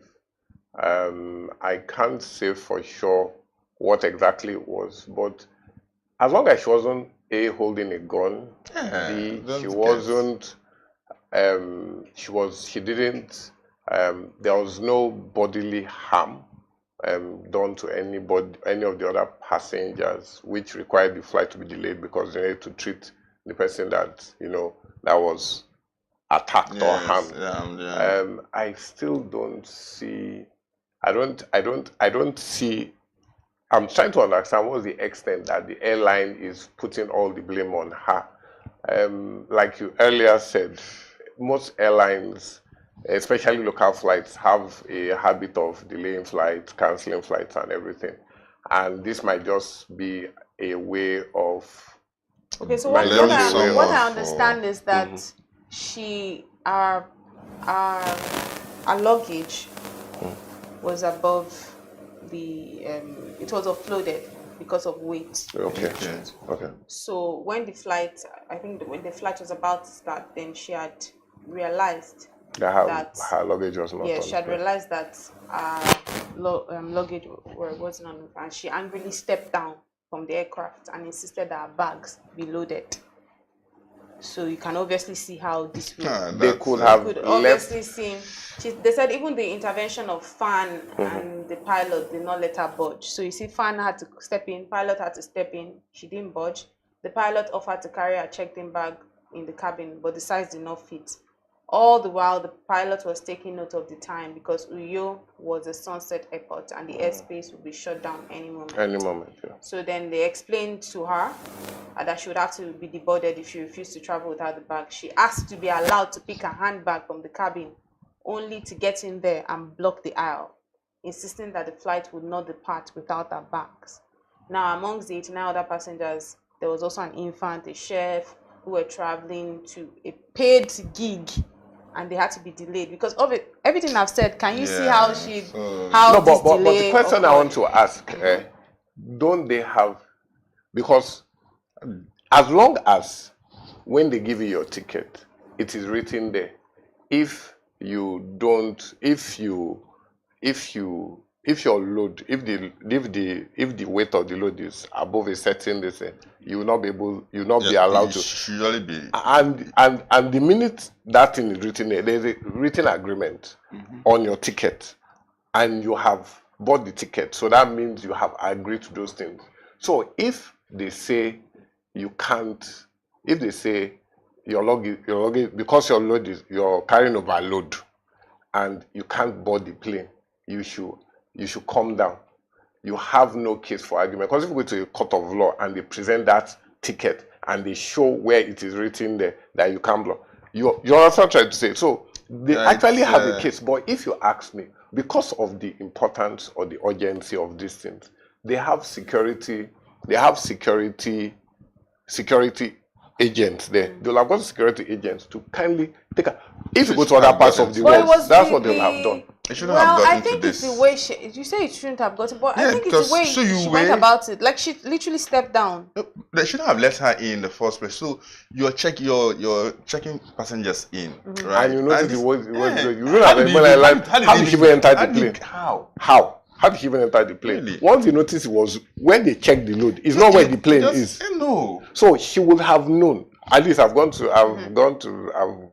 for local flight, and they'll tell me this one is overload. We'll put it in this. I mean, she shouldn't have gotten close to the aircraft. So they shouldn't have even gotten close to the aircraft. So to an extent, I still blame Ibome for even allowing her to go. Of course. To an extent. To an extent. Yes. Because according to her, she said that her flight had been, luggage had been delayed before in December, and she didn't want it to repeat itself again.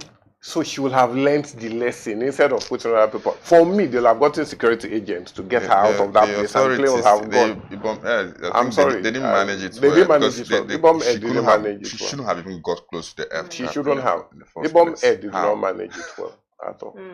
But I think that sometimes in Nigeria, there are people that there are people that have this level of audacity that I really truly admire, because as much as what she did is not a good thing, I'm just like, wow, what is the audacity? Because I'm looking at how many people I'm thinking, oh, for the sake of this, let me not show myself. Oh, there are people I've seen in the banks, the way some people just show themselves. This place we will not move until you don't shut down this place. I never move. You've not seen like the one of the man. I was at the bank and he took off all his clothes. Wow. People can be extreme. But I strongly feel that this is the airport. These are flights. If she's going to delay a flight, there are protocols. First of all, how did she, where they weigh your load is inside the airport. So how was she able to translate from that place to the plane and still enter the plane? And then they say she'll come out and they enter back and come. All those movements shouldn't have been allowed. One. Secondly, the minute she starts, once there is any hint of trouble, there are security agents there. They will lift her and move out of the plane, and the plane will go. And they will leave her. Instead, you know why? Because the contract they have given them that. The contract they have, the minute she paid for that plane, they are where they wrote all those disclaimers, where they wrote those things. I'm sure if you check, everything is there. So for me, Ibom didn't manage it well, and then she overstepped. So on their own part, maybe better controls. She should have been in the plane. But who knows? Maybe at the point of, if she had already done some sort of drama at the point of checking in and all of that, that she had to just be let in. We don't know what happened at that point. But even if she had done the drama at the check-in, they will have contained it there and not allowed to reach where some people are drama, so they might have thought once she has gotten in, at least you know sometimes those guys at the point, the counter might just be, once she gets in, at least she don't enter, then she will get her luggage later. Maybe that's what they were thinking. That's what they were thinking. But you will not expect that it will be such a crazy passenger that will get in and say, this flight is not going anywhere without my luggage. For the fact that you can't predict outcomes by passengers, it's better not to take the risk. Yeah, and that's why there are those controls. The protocols are there. So they need to fine-tune their controls as well. This lady, I want to take kudos to her, but no kudos. Oh no! Wow, very interesting conversation today. Thank you so much, gentlemen. It was really lovely speaking with you this morning on the social listening segment. This is where we put it at a stop. We draw the curtains here on the social listening segment. We'll keep an eye on more stories making the rounds on social media to discuss here on the social listening segment. But don't stop watching Business Day Breakfast Show. This is where we have all of the stories, from business to politics to the social stories, here on the BDTV Breakfast Show. My name is Elizabeth Musa. Keep watching Business Day.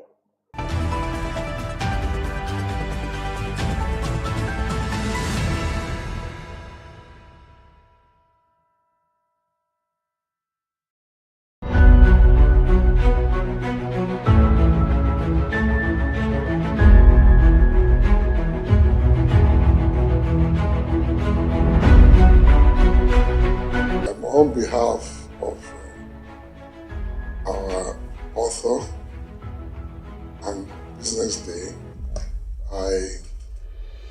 this book, I recommend the book to everybody in Nigeria and elsewhere. As a conclusion. Thank you very much.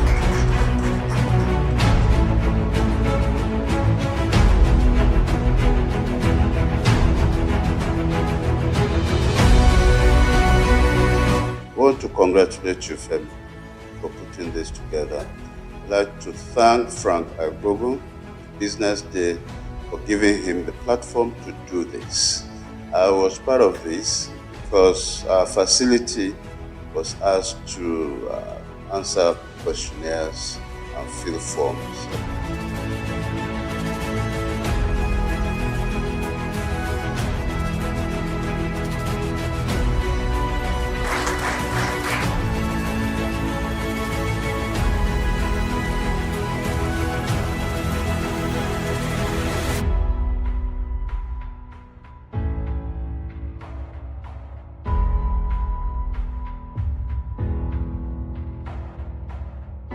There's a ferment in the Nigerian healthcare system.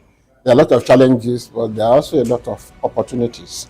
And then the fact that the private sector is beginning now to take its rightful place. It's not now being seen as a competitor of government, but is beginning to occupy to create a larger footprint within healthcare itself in terms of funding, in terms of direct service provision, in terms of even creating the aspirations, and in terms of supplying the personnel. And that is how it should be. We are developing a customized health service, on both the supply side and the demand side, that should be fit for purpose in an environment. The supply side is moving fast, but without looking at the demand side and facilitating it, that is the access of the people who need to use the services. There's only so far they can go, or they'll be making investments that cannot be returned in the foreseeable future, and that is not right. People talk nowadays about patient capital. No matter how patient the capital is, that is waiting for a long time to get returns, those returns must be built into the system. That means somebody must be paying equitable amounts of money for the service that is being rendered. It doesn't have to be the person who uses the service. In fact, our aspiration is that it should be the people who are paying out of pocket should be reduced to like a 0% within the context of Nigeria, and yet everybody who needs that service should be able to get it.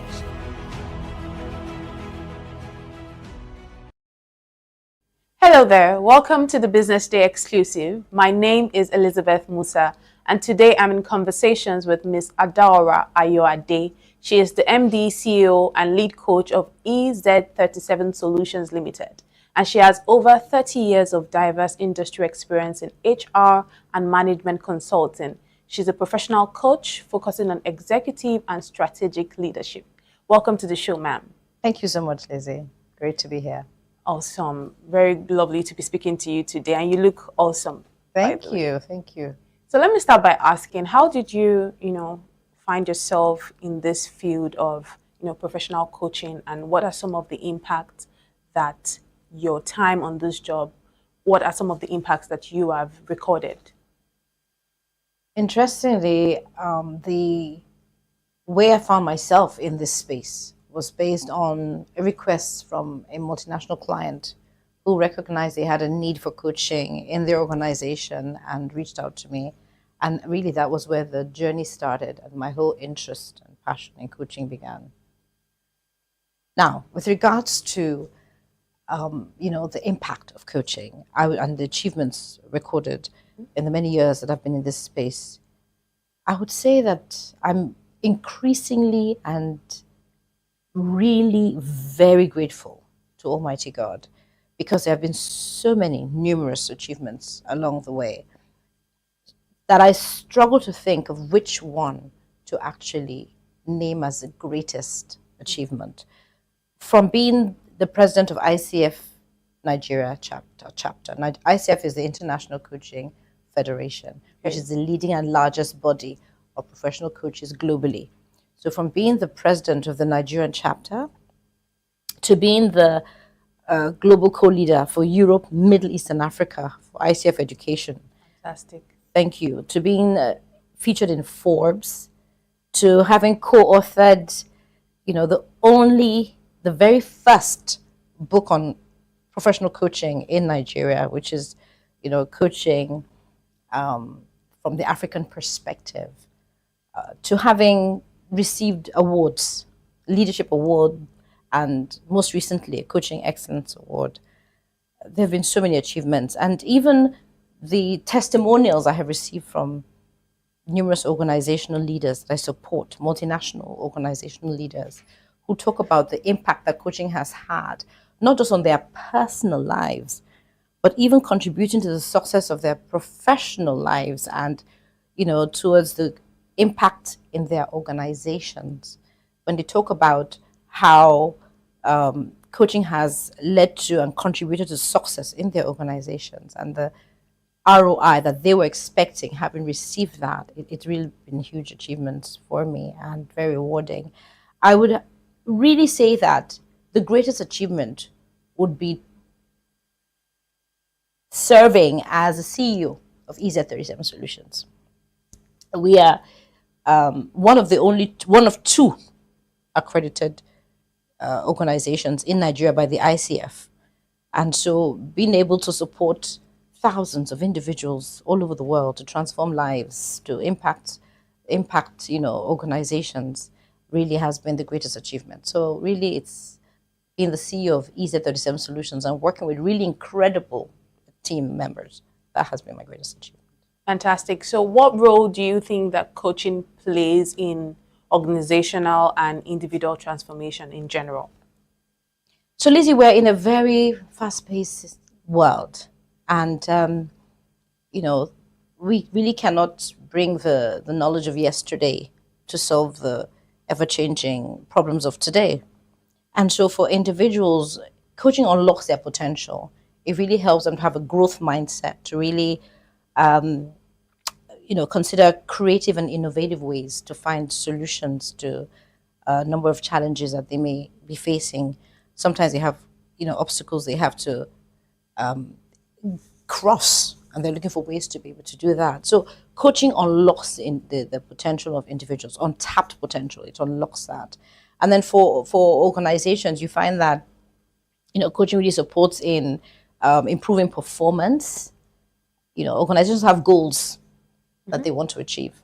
And so coaching supports in enabling the achievement of those goals and creating a very enabling environment for people to really thrive and to feel engaged and to contribute towards the success of such organizations. So culture transformation, leadership transformation, clarity, change, courage. There's so many benefits that coaching provides for individuals and the organizations that they serve.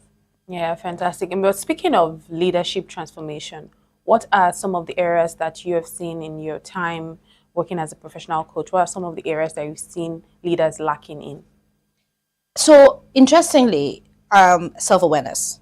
Lizzie, a number of leaders are, they may feel, I know myself, so they may have the internal self-awareness, but the external self-awareness is lacking sometimes. So coaching really enables them to have a better perspective of how their behaviors are being viewed and, perceived and received. So I think self-awareness is a huge one. I think decision-making is another key one. You find that strategic leadership, being able to have that strategic mindset, is another area of need. And then, of course, emotional intelligence, Lizzie. Emotional intelligence. Sometimes you find that, people are dealing with things from different angles, and how do they navigate but still, maintain the front that enables people not to sort of run away from them because they feel this person is going to explode. So emotional intelligence and resilience. Yeah. Awesome. So what areas do you say that individuals must pay more consideration to as they grow? So individuals, generally, I would say there are a number of areas individuals should pay attention to, and some of which I've just spoken about, because we are all leaders in different capacities. We're all influencing individuals or organizations in one way or the other. So we need resilience. We need resilience. We need to have that change management mindset. We need to pay attention to having a growth mindset. We need to work on our emotional intelligence. We need to work on our critical thinking skills. And sometimes people have these blockers.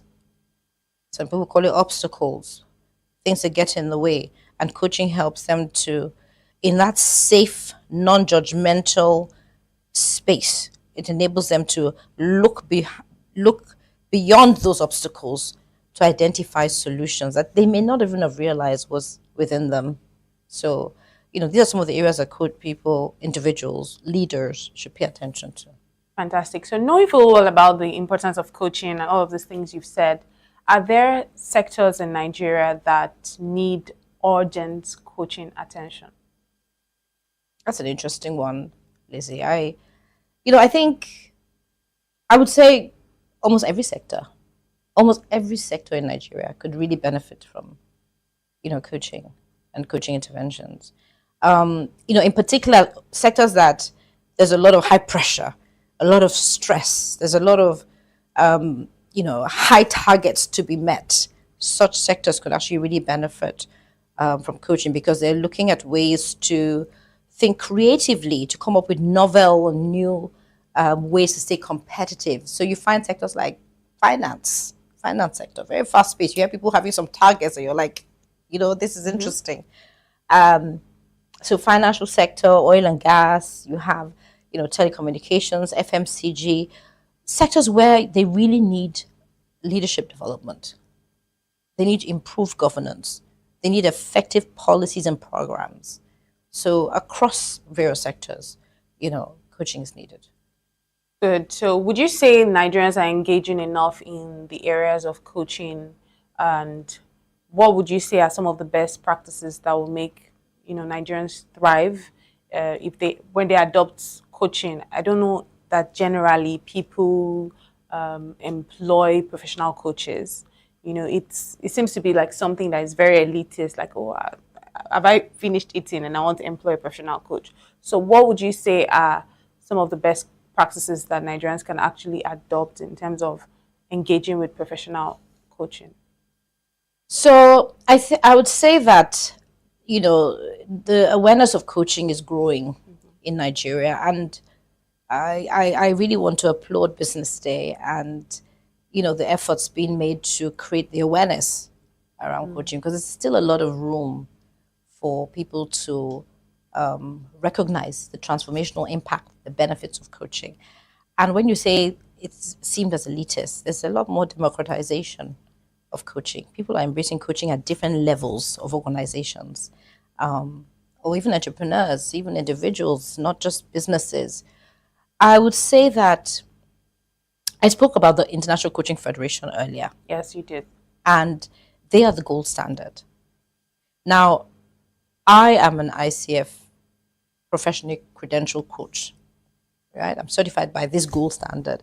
My organization is also certified. We're accredited by the International Coaching Federation. So really, when we're thinking about how does anybody ensure that the standard is maintained, is to engage with organizations like ourselves, EASA 37 Solutions, who have a promise to ensure that we consistently maintain, world-class standards and employ best practices in what we do when it comes to coaching. So we're offering coaching to organizations and individuals. We also offer pro bono coaching opportunities to organizations and individuals. So we're making it accessible. So when I talk about the democratization of coaching, it's real. So finally, you've spoken about the work that EASA 37 Solutions is doing, which is amazing. So for someone who probably wants to venture into professional coaching, not just the people who want to use your services, what would you say are some of the traits they should see in themselves before they say, you know what, I think I should venture, I think I could reach out to EASA 37 to coach me? What are some of the traits they should look out for? Somebody who wants to be an agent of change. Okay. If you want to be an agent of change, if you want to make an impact in your world, if you truly want to show up as an authentic contributor to making the world a better place, that's what you need. We will then, being a coaching institution, we will then support with the change agent to bring about sustainable change, and our world needs more change agents to get started. I think you've said it all. I mean, you literally just said just being the person who wants to be a change agent. And I think everyone should want to be a change agent. I want to be a change agent. Beautiful. I'm a change agent, so I think it's fantastic. I want to really commend you for the work you're doing. Thank you. And I hope that we keep seeing, this impact that you're making every day. We keep seeing it around our world, in Nigeria and even beyond. So well done, ma'am. And it's lovely talking to you. Thank you, Lizzie. It's been a pleasure speaking to you too. Thank you. And I truly appreciate Business Day for creating this vibration around coaching. Thank you. Absolutely. So there you have it. I've just had a very enlightening conversation with Mrs. Adora Ayoade on professional coaching. It was indeed very remarkable. We hope you keep watching Business Day. We are on all social media platforms at Business Day NG. Thank you for watching. My name is Elizabeth Musa.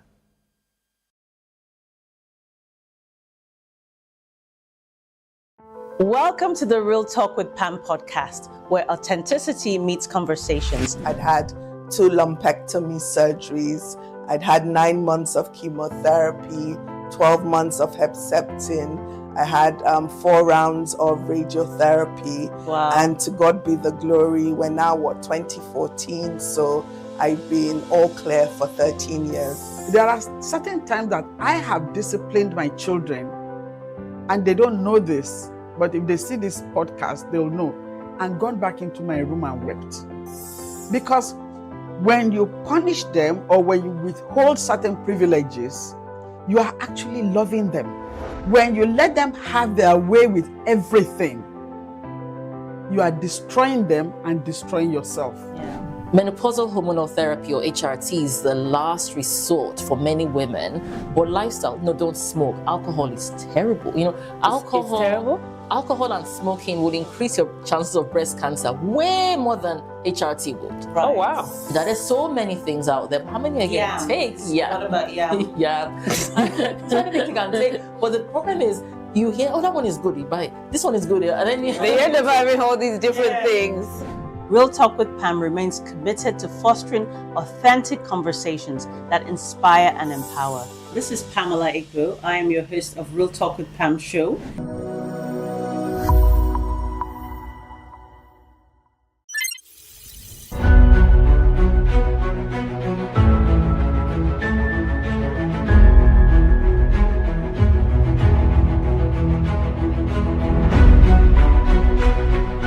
On behalf of our author and Business Day, I unveil this book, or recommend the book to everybody in Nigeria and Israel. As a contribution. Thank you very much.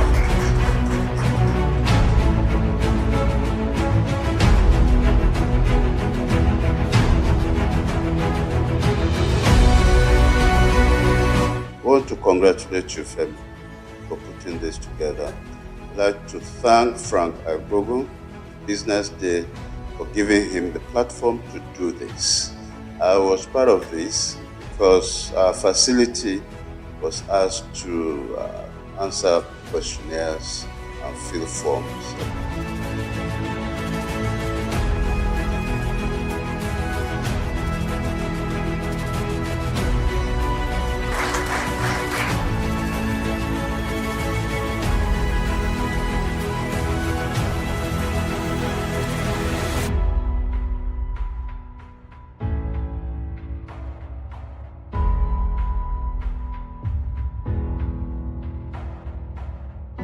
There's a ferment in the Nigerian healthcare system. There are a lot of challenges, but there are also a lot of opportunities.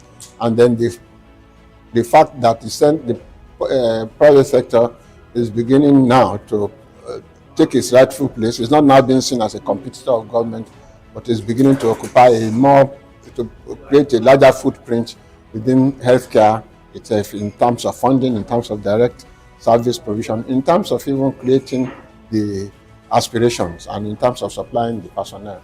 And that is how it should be. We are developing a customized health service, on both the supply side and the demand side, that should be fit for purpose in an environment. The supply side is moving fast, but without looking at the demand side and facilitating it, that is the access of the people who need to use the services, there's only so far they can go, or they'll be making investments that cannot be returned in the foreseeable future, and that is not right. People talk nowadays about patient capital. No matter how patient the capital is, that is waiting for a long time to get returns, those returns must be built into the system. That means somebody must be paying equitable amounts of money for the service that is being rendered. It doesn't have to be the person who uses the service. In fact, our aspiration is that it should be the people who are paying out of pocket should be reduced to like a 0% within the context of Nigeria, and yet everybody who needs that service should be able to get it.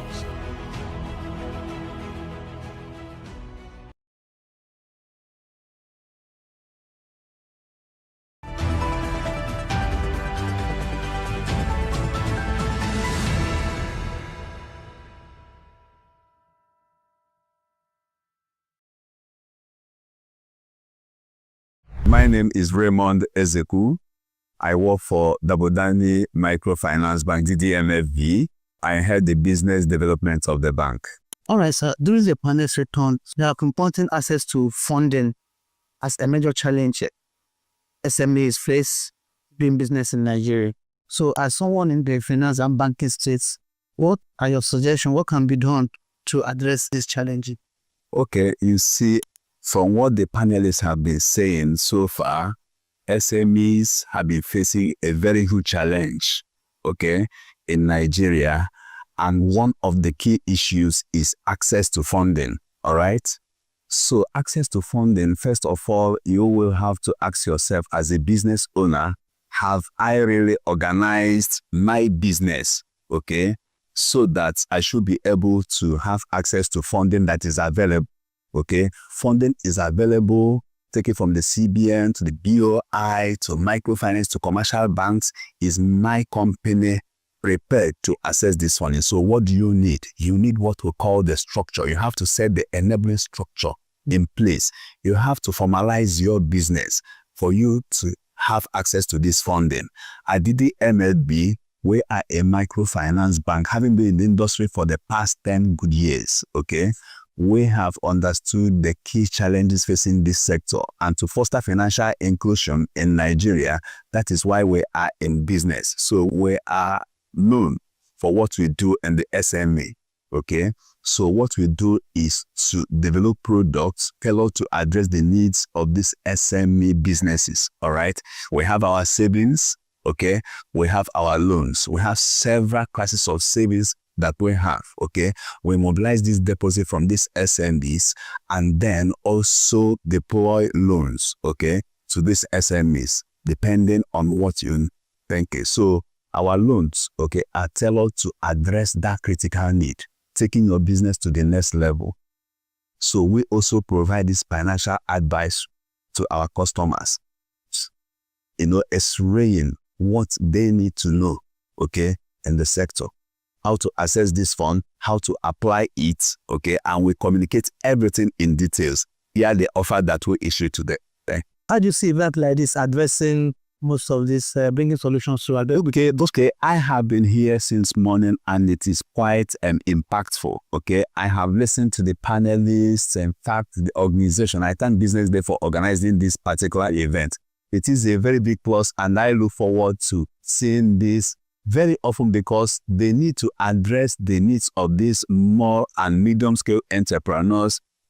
It is something that should be a top priority by every responsible government, okay? So we have a country, we are in a very deep when it concerns the economy right now. Imagine the unemployment rate, okay? Our inflation is in excess of 32%, okay? And you have a sector that has contributed more than 50% to our national GDP, suffering due to the current economic crisis that we find ourselves. So organizing this kind of event is something that should, all the SMEs should leverage on what we have achieved today, okay, and see how they can take advantage of it to take their businesses to the next level, okay. We have the finance experts, we have the SME experts. Listen to them tells you that there is opportunity. Even in the present crisis that we find ourselves, there is still opportunity in this land with a population of over 200 million. So Nigeria is, a fertile ground,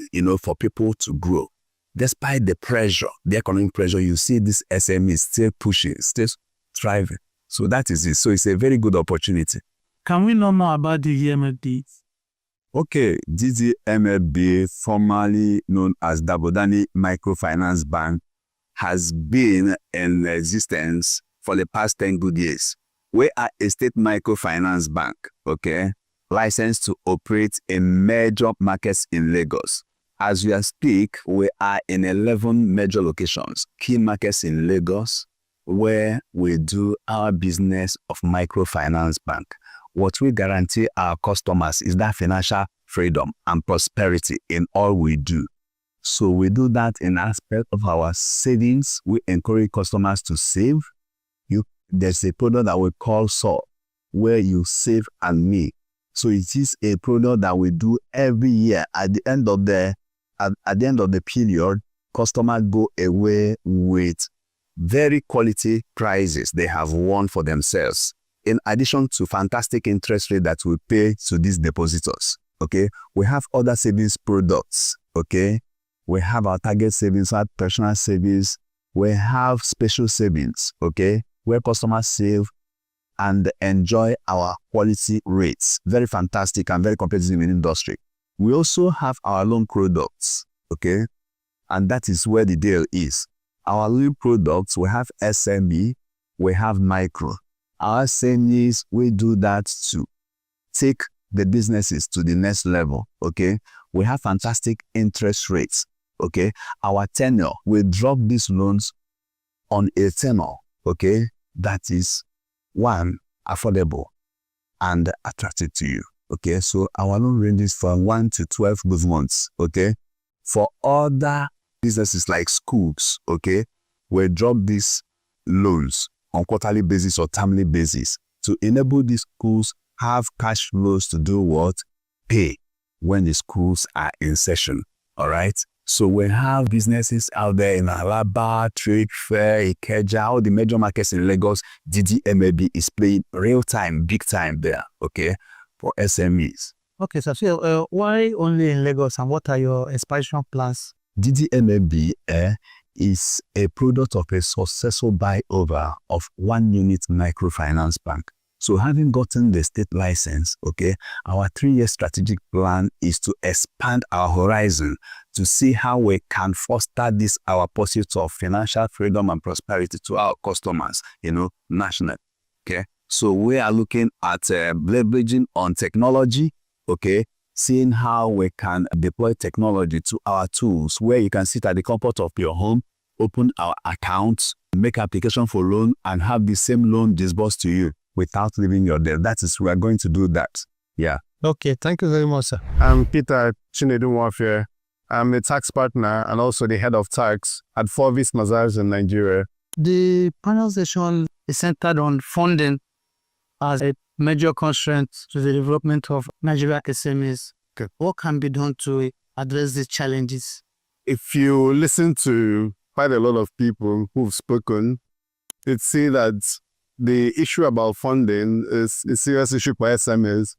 One of the things that stood out for me was when they said that the people who house these funds, the commercial banks, even the funds that come from Bank of Industry, Bank of Agriculture, even the grants that come from international financing organizations, they majorly go to the commercial banks who are supposed to redistribute these funds to SMEs. The problem is that these commercial banks do not understand SMEs.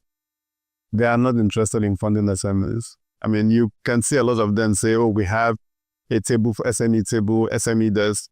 But who is willing to sit down and see that, you cannot change the SMEs in Nigeria.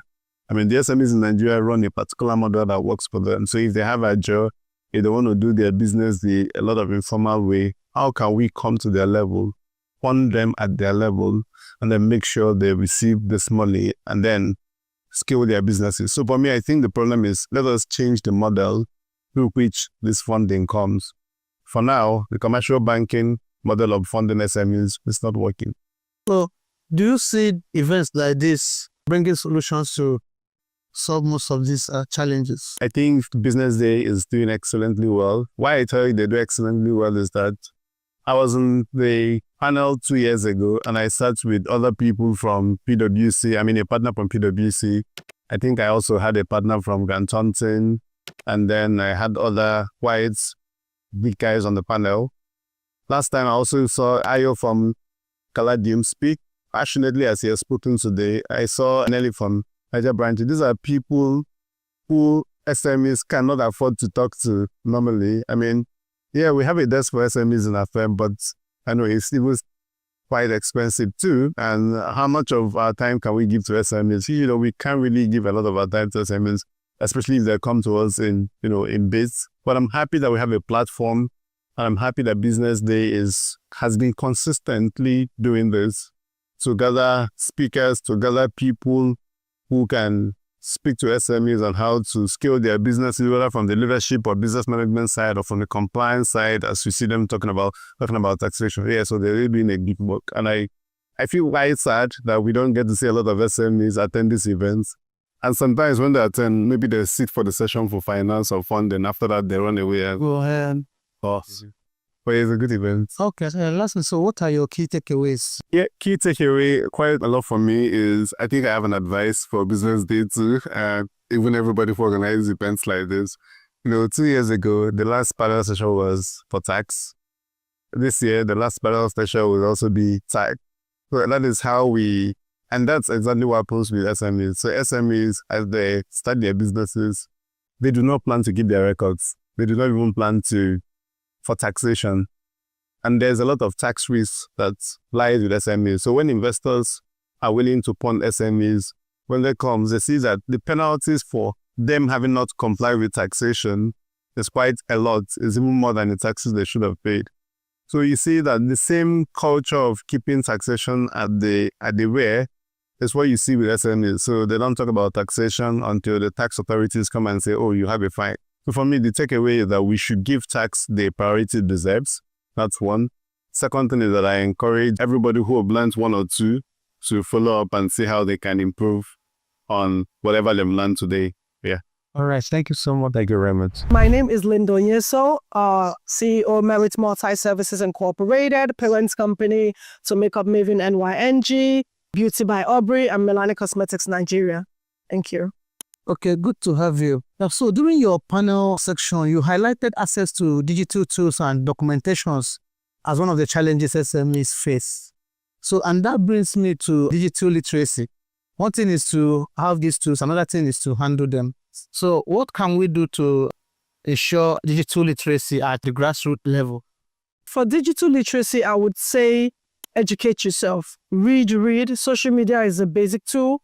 Google is an important tool.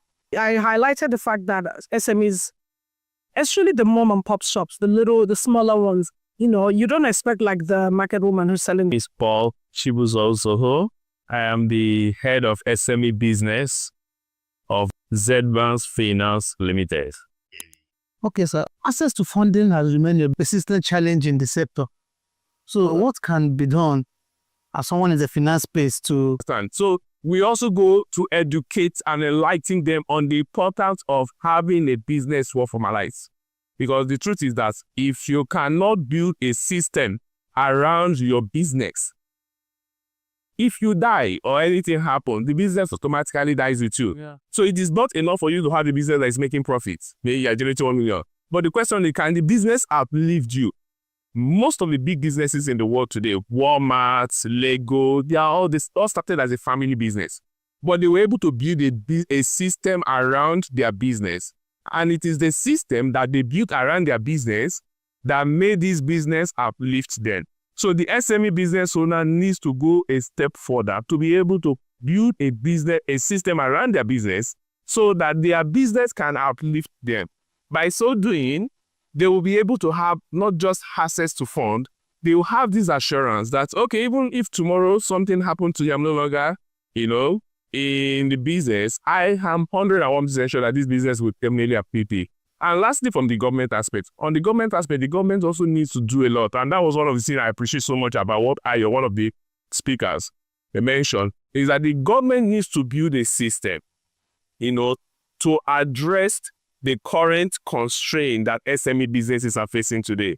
Unfortunately, what the government is doing, they are trying, but they still have a lot to do, so the government cannot just continue the way they have been supporting SME business and expect SME business that are contributing more than 84% to the country GDP to be able to strive. So one of the things government needs to do is that government needs to come up with a program that will address the current challenges that SME businesses are currently facing. And I'm sure that if these three things are put into consideration, SME business today will be able to strive and have easy access to funds. And the truth is that there are trillions of dollars out there looking for businesses, looking for home. People may use the word, home.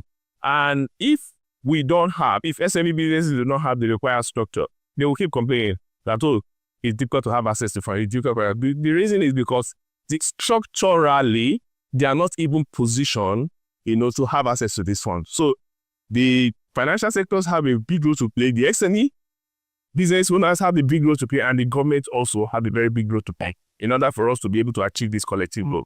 All right, so lastly, can we get your key takeaways from the event? Okay, my key takeaway is just what I mentioned, is that every one of us here today, the SME, the financial sector, and the government, everyone have a very big role to play if we must succeed.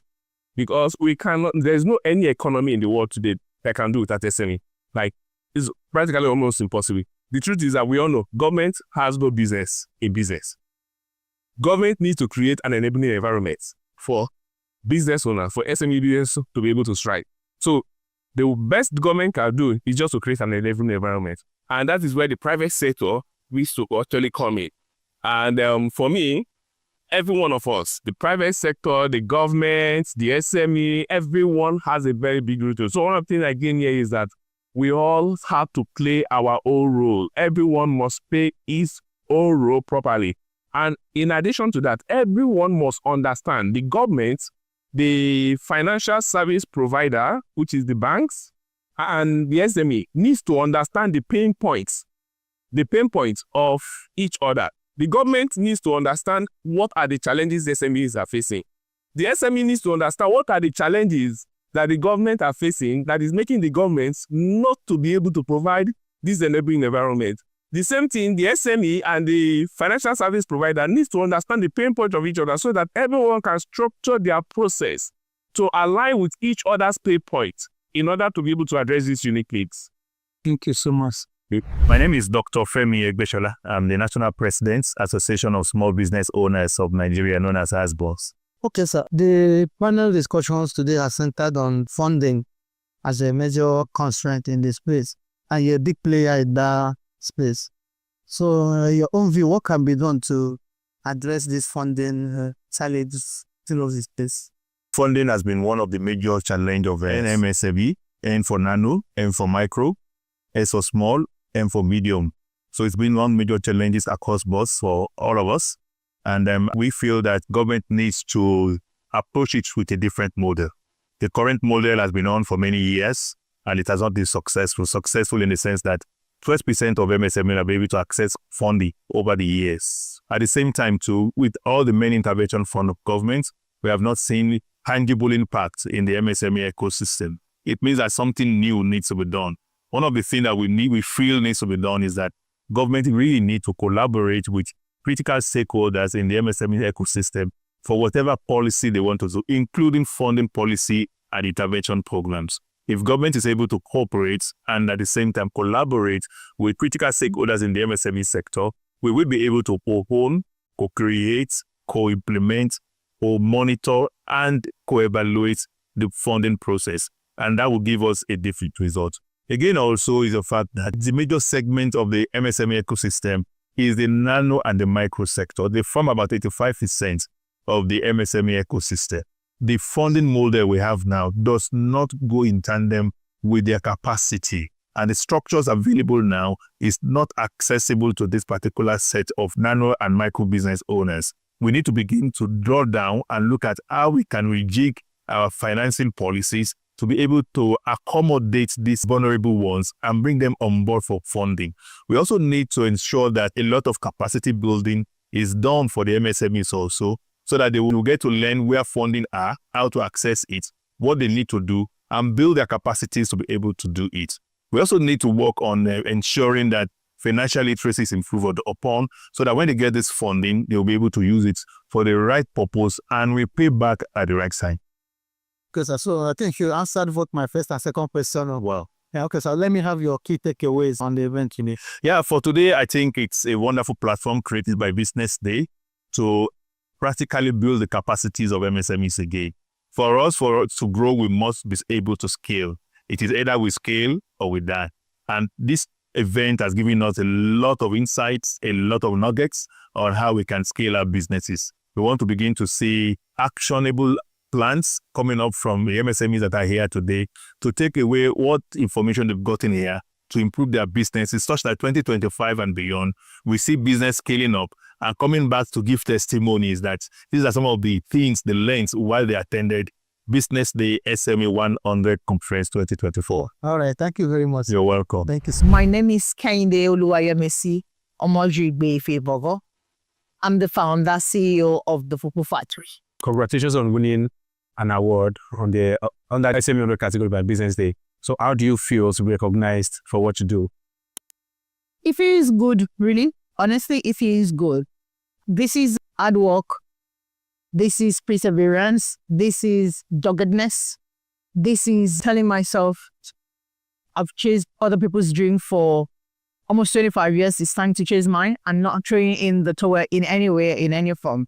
And this is starting a business that is totally not the way it's done anywhere in the whole of West Africa. And I'm putting my exposure, my background, my education, my experience, I'm bringing it into something local. I'm making it something that is worthwhile and everybody can appreciate and everybody can have access to. Okay, beautiful. I love the fact that, as you said, you're taking something local, international. I mean, so that is phenomenal. So the theme for this conference or for this award event is Scaling for Success, Growth Opportunities for Nigeria SMEs. So now that you've been recognized for what you've achieved so far, going forward, how will Fufu Factory be scaling for success? What are some of the things that you were doing that will serve as a template for other businesses to learn from as well? For us, this award is just like our springboard, our starting point, because this is saying we're just starting. Being recognized, it's not the success. It's sustainability of sustaining the capacity to be able to sustain that success. That's what this is for us. Telling ourselves that, look, in 10 years' time, in 20 years' time, in 40 years' time, when you come back, we're still there. And for us, part of what we're doing, we're scaling up. We've invested in machines and equipment. We're looking at having more branches for our business. We're looking at working more with distributors and online platforms to be able to get our goods more easily accessibly. We're looking at working with logistic companies because for us, customers' experience is the most important thing for us. As long as the customer is happy with what you get from you, you'll always be sure of having a repeat business. And for us, a returning customer is our joy, is our pride because it's full.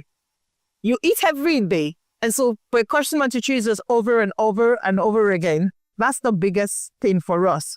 And that's our staying power, that when you buy from us, you have a good experience for you to want to come back. And for us is for Fufu Factory to be an household name in the whole of Africa and beyond. And that's lovely. Thank you very much for your time. And we look forward to the great and outstanding feat that Fufu Factory will be achieving onwards. Thank you so much. It's an honor being here. And thank you for this. I appreciate it. My name is Nsika Akwan, and I'm the founder at Chipfest Limited, Now, Trip First is a travel agency specialized in arranging packages, amazing packages, study packages, and vacation packages, hotel reservations, flight reservation with exclusive rates, and everything you need in the travel industry. So first of all, congratulations on winning the awards tonight. And I'm sure you've done a lot of things to be here. So the theme for the event today is Scaling for Success, Growth Opportunities for Nigerian SMEs. So what has Trip First done, or how did Trip First fit into this theme, Scaling for Success? Trip First has actually done a lot, especially in the travel industry, because we try as much as possible to offer the best rates possible to most people that reach out to us. Most of our clients, in fact, they're always very happy based on the fact that they reach out to us and we get them fantastic deals. And we also try to also portray the country in a very good way, of course, because we know things are happening, the country is the way it is, but we still try as much as possible to give the best service that we can do from our own end. Business is, you do well, you do the same to the other people that are reaching out to you and everything. So Trip First has been there to ease the process. In fact, our slogan is travel with ease. So you get to travel with ease, conveniently. There's no scams on, so we can just get you exactly what you need at TSS. So that's it. Okay, so going forward, what should we be expecting from Trip First? Okay, Trip First, we have an amazing thing coming up, right? We are working with a lot of travel agencies to get the best deals. We're working on a platform that can actually give Nigerians the best deals from a lot of travel agencies that are currently existing. Because we've seen a lot happening. You don't need to go too far. We just search, do a random search, and you get to see everything you need from every travel agency. So you get the best rates. Trip First are actually been there to ease everything that has to do with travel, to make it cheaper, more affordable. You can see it anywhere you are. So that's what we'll do at Trip First. And that's what we're looking at doing next year and the coming years. So last question, just tell me about the taste of Nigerians for traveling. What? The taste of Nigerians for travel. The taste of Nigerians for travel, of course, everybody knows how Nigerians everybody wants to live, right? Everybody wants to live. Most people will go for study, some will go for visits. We do have lots of requests coming in, every time. Just that these days, the whole thing with the dollar has made some people lay back. But then we are still getting Nigerians, a lot of Nigerians want to travel. And we, on their end, we actually see some other people saying they want to actually come back. Yeah, there are instances that will tell you, no, I can't stay here anymore. I want to come back and see how I can continue here in Nigeria. But the rate at which people are living, of course, is way, way higher than ones coming back. All right. Thank you very much. Okay. Thank you very much, sir. I look forward to more from Trip First. My name is Adebimpe Osointi. I am the CEO and founder of Dear's Delight. Dear's Delight is a healthy treat manufacturing company in Lagos, Nigeria, and we offer a range of...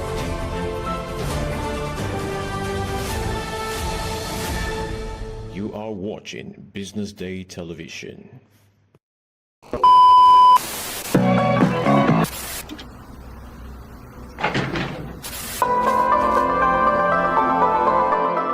This is the Business Day Television broadcast.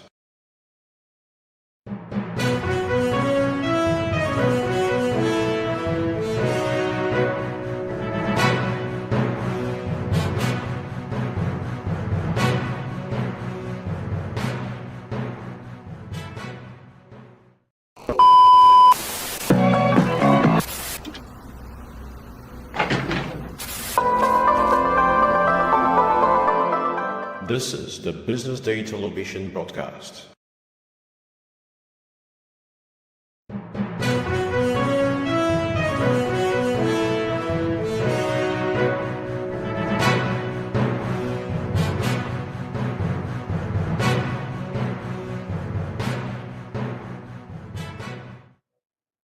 Good afternoon and welcome to the BDTV News at noon. I am Bethel Ulujabe, and first, the headlines. Nigeria attracts $7.6 billion investment interest at Africa's Forum. Sheyi Tinubu qualified to be governor, minister says. FG bans homosexuality, cross-dressing in military. China pledges $136 million aid to Africa as Wang Yi concludes tour in Nigeria. NFF to unveil Shell as Super Eagles coach on Monday. We begin the news in Nigeria, where the country attracted $7.6 billion in investment interest at the Africa Investment Forum 2024, held in Rabat, Morocco, from the 4th to 6th of December 2024. The announcement was made by the president of the African Development Bank, Akiwumi Adesina, in a post on his X, formerly Twitter, account on Saturday. Adesina expressed optimism about the potential impact of the investment interests, highlighting the participation of several Nigerian state governors at the forum. The Africa Investment Forum, established by the African Development Bank and its partners, serves as a platform to accelerate investment into projects across the continent. Last year's event attracted over 2,300 participants, including global investors, African business leaders, and government officials. The forum facilitated $29.2 billion in total investment interest for various projects in Africa, spanning energy, infrastructure, agriculture, and technology sectors. The $7.6 billion investment interest for Nigeria is seen as a strong vote of confidence in the country's economic potential and the reforms being implemented to attract foreign capital. Moving on, the Minister of Youth Development, Ayodele Olawande, has amplified the narrative about Seyi Tinubu, President Bola Tinubu's son, to become the next governor of Lagos State.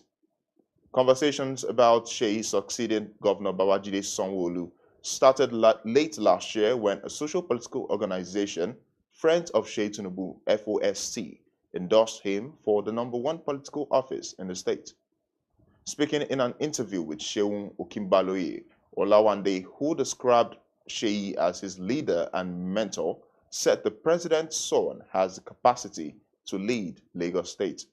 The minister argued that Seyi is not too young to be a governor, adding that he is a well-trained young man who has supported and elevated many young Nigerians even when his father was not the president. He claimed Seyi has nothing to do with the endorsement by groups campaigning for him to become a governor. Still on, the Nigerian Armed Forces has introduced strict regulations banning military personnel from engaging in activities considered contrary to the ethics of the service. These include homosexuality, lesbianism, bestiality, cross-dressing, and other behaviors deemed inappropriate, according to the revised Harmonized Armed Forces Terms and Conditions of Service. The new directive, signed by President Bola Tinubu on December 16, 2024, outlines detailed prohibitions aimed at reinforcing discipline within the military. The military also bars personnel from body piercing, tattooing, drunkenness, disorderly conduct, and other forms of public misconduct. Military personnel are also forbidden from entering into amorous relationships with subordinates or their spouses. The document specifically highlights the importance of maintaining professional boundaries, stating that an officer shall not engage in any amorous relationship with any soldier, rating, airman, airwoman, or their spouses. To end the local news, former Nigerian President Olusegun Obasanjo has hailed the late ex-US President Jimmy Carter as a humanist par excellence and the only non-African leader who personally visited General Sani Abacha to plead for his release from prison. Obasanjo, who served as Nigeria's military head of state from 1976 to 1979 and later as a two-term civilian president from 1999 to 2007, recounted his experiences in a heartfelt tribute titled Jimmy Carter, The Departure of a Titan. The tribute was read during a memorial service at the Chapel of Christ, the Glorious King, within the Olusegun Obasanjo Presidential Library, Abeokuta, on Sunday. Obasanjo revealed that his imprisonment by Abacha's military regime in 1995 stemmed from his vocal opposition to the dictator's excesses. He said President Carter was one of his foreign friends who stuck their necks out to save his life and seek his release from prison. He said Carter's visit to Nigeria got Abacha to agree to take him from detention to house arrest on his farm. Obasanjo shared a personal connection with Carter, drawing parallels between their humble beginnings and the values instilled by their parents. On the foreign scene, Chinese Foreign Minister Wang Yi on Thursday reaffirmed China's commitment to Africa, pledging robust support and military aid as he concluded his diplomatic visit to the continent in Nigeria. Wang Yi's visit began on January 6th and included stops in Namibia, the Republic of Congo, and Chad before wrapping up in Nigeria's capital, Abuja. There, he held discussions with Nigerian President Bola Tinubu and the Foreign Minister Yusuf Tuggar. As a part of Beijing's initiatives, Wang announced a military aid package worth 1 billion yuan, which translates to $136 million for Africa, including plans to train 6,000 troops and 1,000 police officers across the continent.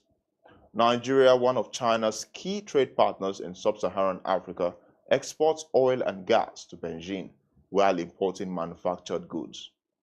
Trade between the countries totaled $22.6 billion in 2023, according to the Nigerian officials.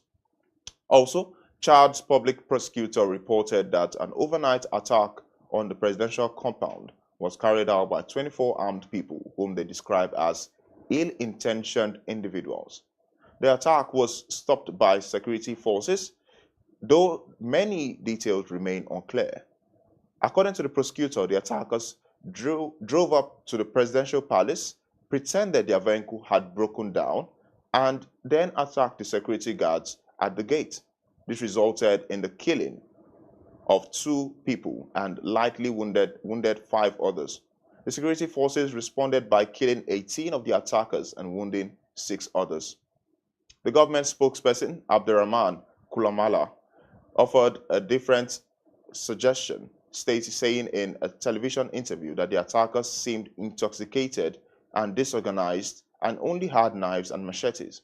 He also stated that it was probably not a terrorist attack. The attack comes at a sensitive time for Chad, which recently ended its defense agreement with France, a longtime ally in fighting Islamic militants in the region. Other nearby countries like Mali, Burkina Faso, and Niger have also moved away from Western support in favor of Russian military help. Now to sport. The Nigeria Football Federation, NFF, is set to unveil Eric Schell as the head coach of the Super Eagles. The 47-year-old Franco-Malian coach, who was appointed on January 7, will be unveiled at the Moshood Abiola Stadium in Abuja, alongside his assistants on Monday. Schell took over as a substantive head coach of the nation's men's football club from Austin Eguavon, who has been leading in acting capacity since the exit of Finidi George. He was selected for the role on recommendation of NFF's Technical and Development Committee. In a statement on Sunday, Ibrahim Gusau, president of the NFF, said Schell, who led Mali to the quarterfinals of the 2023 African Cup of Nations, will bring new thinking to the quest for Nigeria to salvage her chances of participating in the 2026 World Cup. Gusau, who also appealed to Nigerians to join forces with the NFF to support Schell towards the success of the Super Eagles, before taking on the task of reviving the country's World Cup hopes. Schell and his soon-to-be named coaches will have the immediate mandate of leading the Super Eagles B team to the African Nations Championships in February. To end the news, foreign heavyweight champion Anthony Joshua has expressed his determination to fight Tyson Fury in 2025, declaring that the long-anticipated clash between the 2 British heavyweights has to happen this year. A showdown between the 2 rivals has been in the works for years, but has yet to materialize.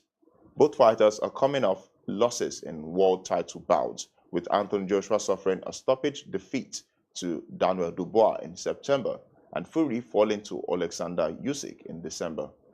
Speaking at the Ring Magazine Awards in London, the 35-year-old Joshua reiterated his desire to make the fight a reality. Despite his eagerness, Joshua admitted with no formal negotiations that have begun with Fury's team. However, his promoter, Eddie Hearn, has hinted that Wembley Stadium could host the blockbuster fight. Well, thank you for joining us on the BDTV News at Noon. I am Bethel Ulujabi. Don't go anywhere. We'll be right back.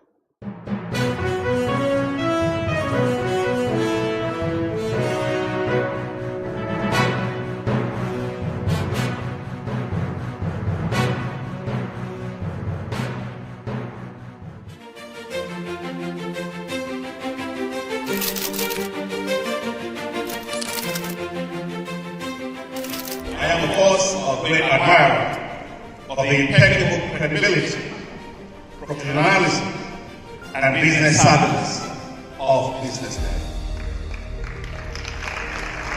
If you really mean business in Nigeria, start your day with BusinessDay.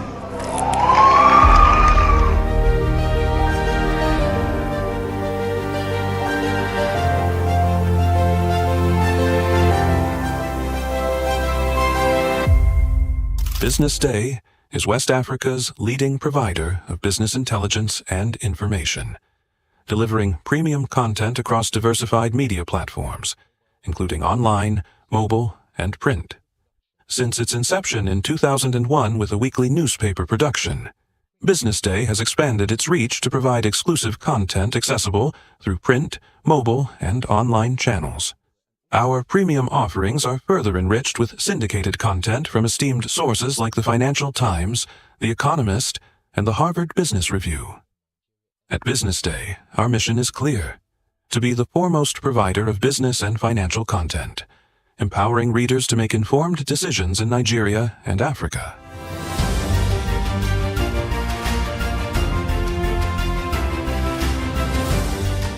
Since our establishment, we have been committed to delivering insightful, relevant, and accurate information about Nigeria's business and finance environment, while contextualizing the impact of global events. We monitor the stock market, analyze the companies driving it, and report on government policies and their economic implications. For being consistent in organizing these CEO forums for almost the last 14 years, I think this was a commendation, and I think something that will encourage them to continue. From decoding market trends to dissecting economic shifts, we offer actionable investment ideas and serve as a compass for decision makers navigating complexity. Beyond headlines, BusinessDay fosters discussions on critical economic issues through impactful conferences and events. These platforms bring industry leaders together to share narratives that drive innovation and spark meaningful dialogues. Our events galvanize connections, bridging the gap between inspiration and achievement. For businesses seeking visibility, our strong digital presence offers unparalleled opportunities, with millions of followers across social media and a dynamic website attracting visitors from within and outside Nigeria. BusinessDay is the ideal platform to boost visibility for your products and services.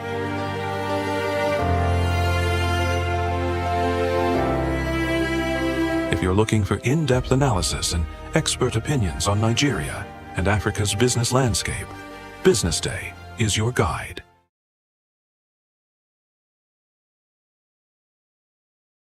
Attention business leaders. Want to make informed decisions? Join the ranks of the best with Premium BusinessDay. Access in-depth analysis and expert opinions to stay ahead. Subscribe now at premium.businessday.ng and unlock premium content. Plus, you get 50% off your first subscription. Don't miss out. Make smarter choices and seize new opportunities. Sign up now and elevate your business game. Visit premium.businessday.ng today.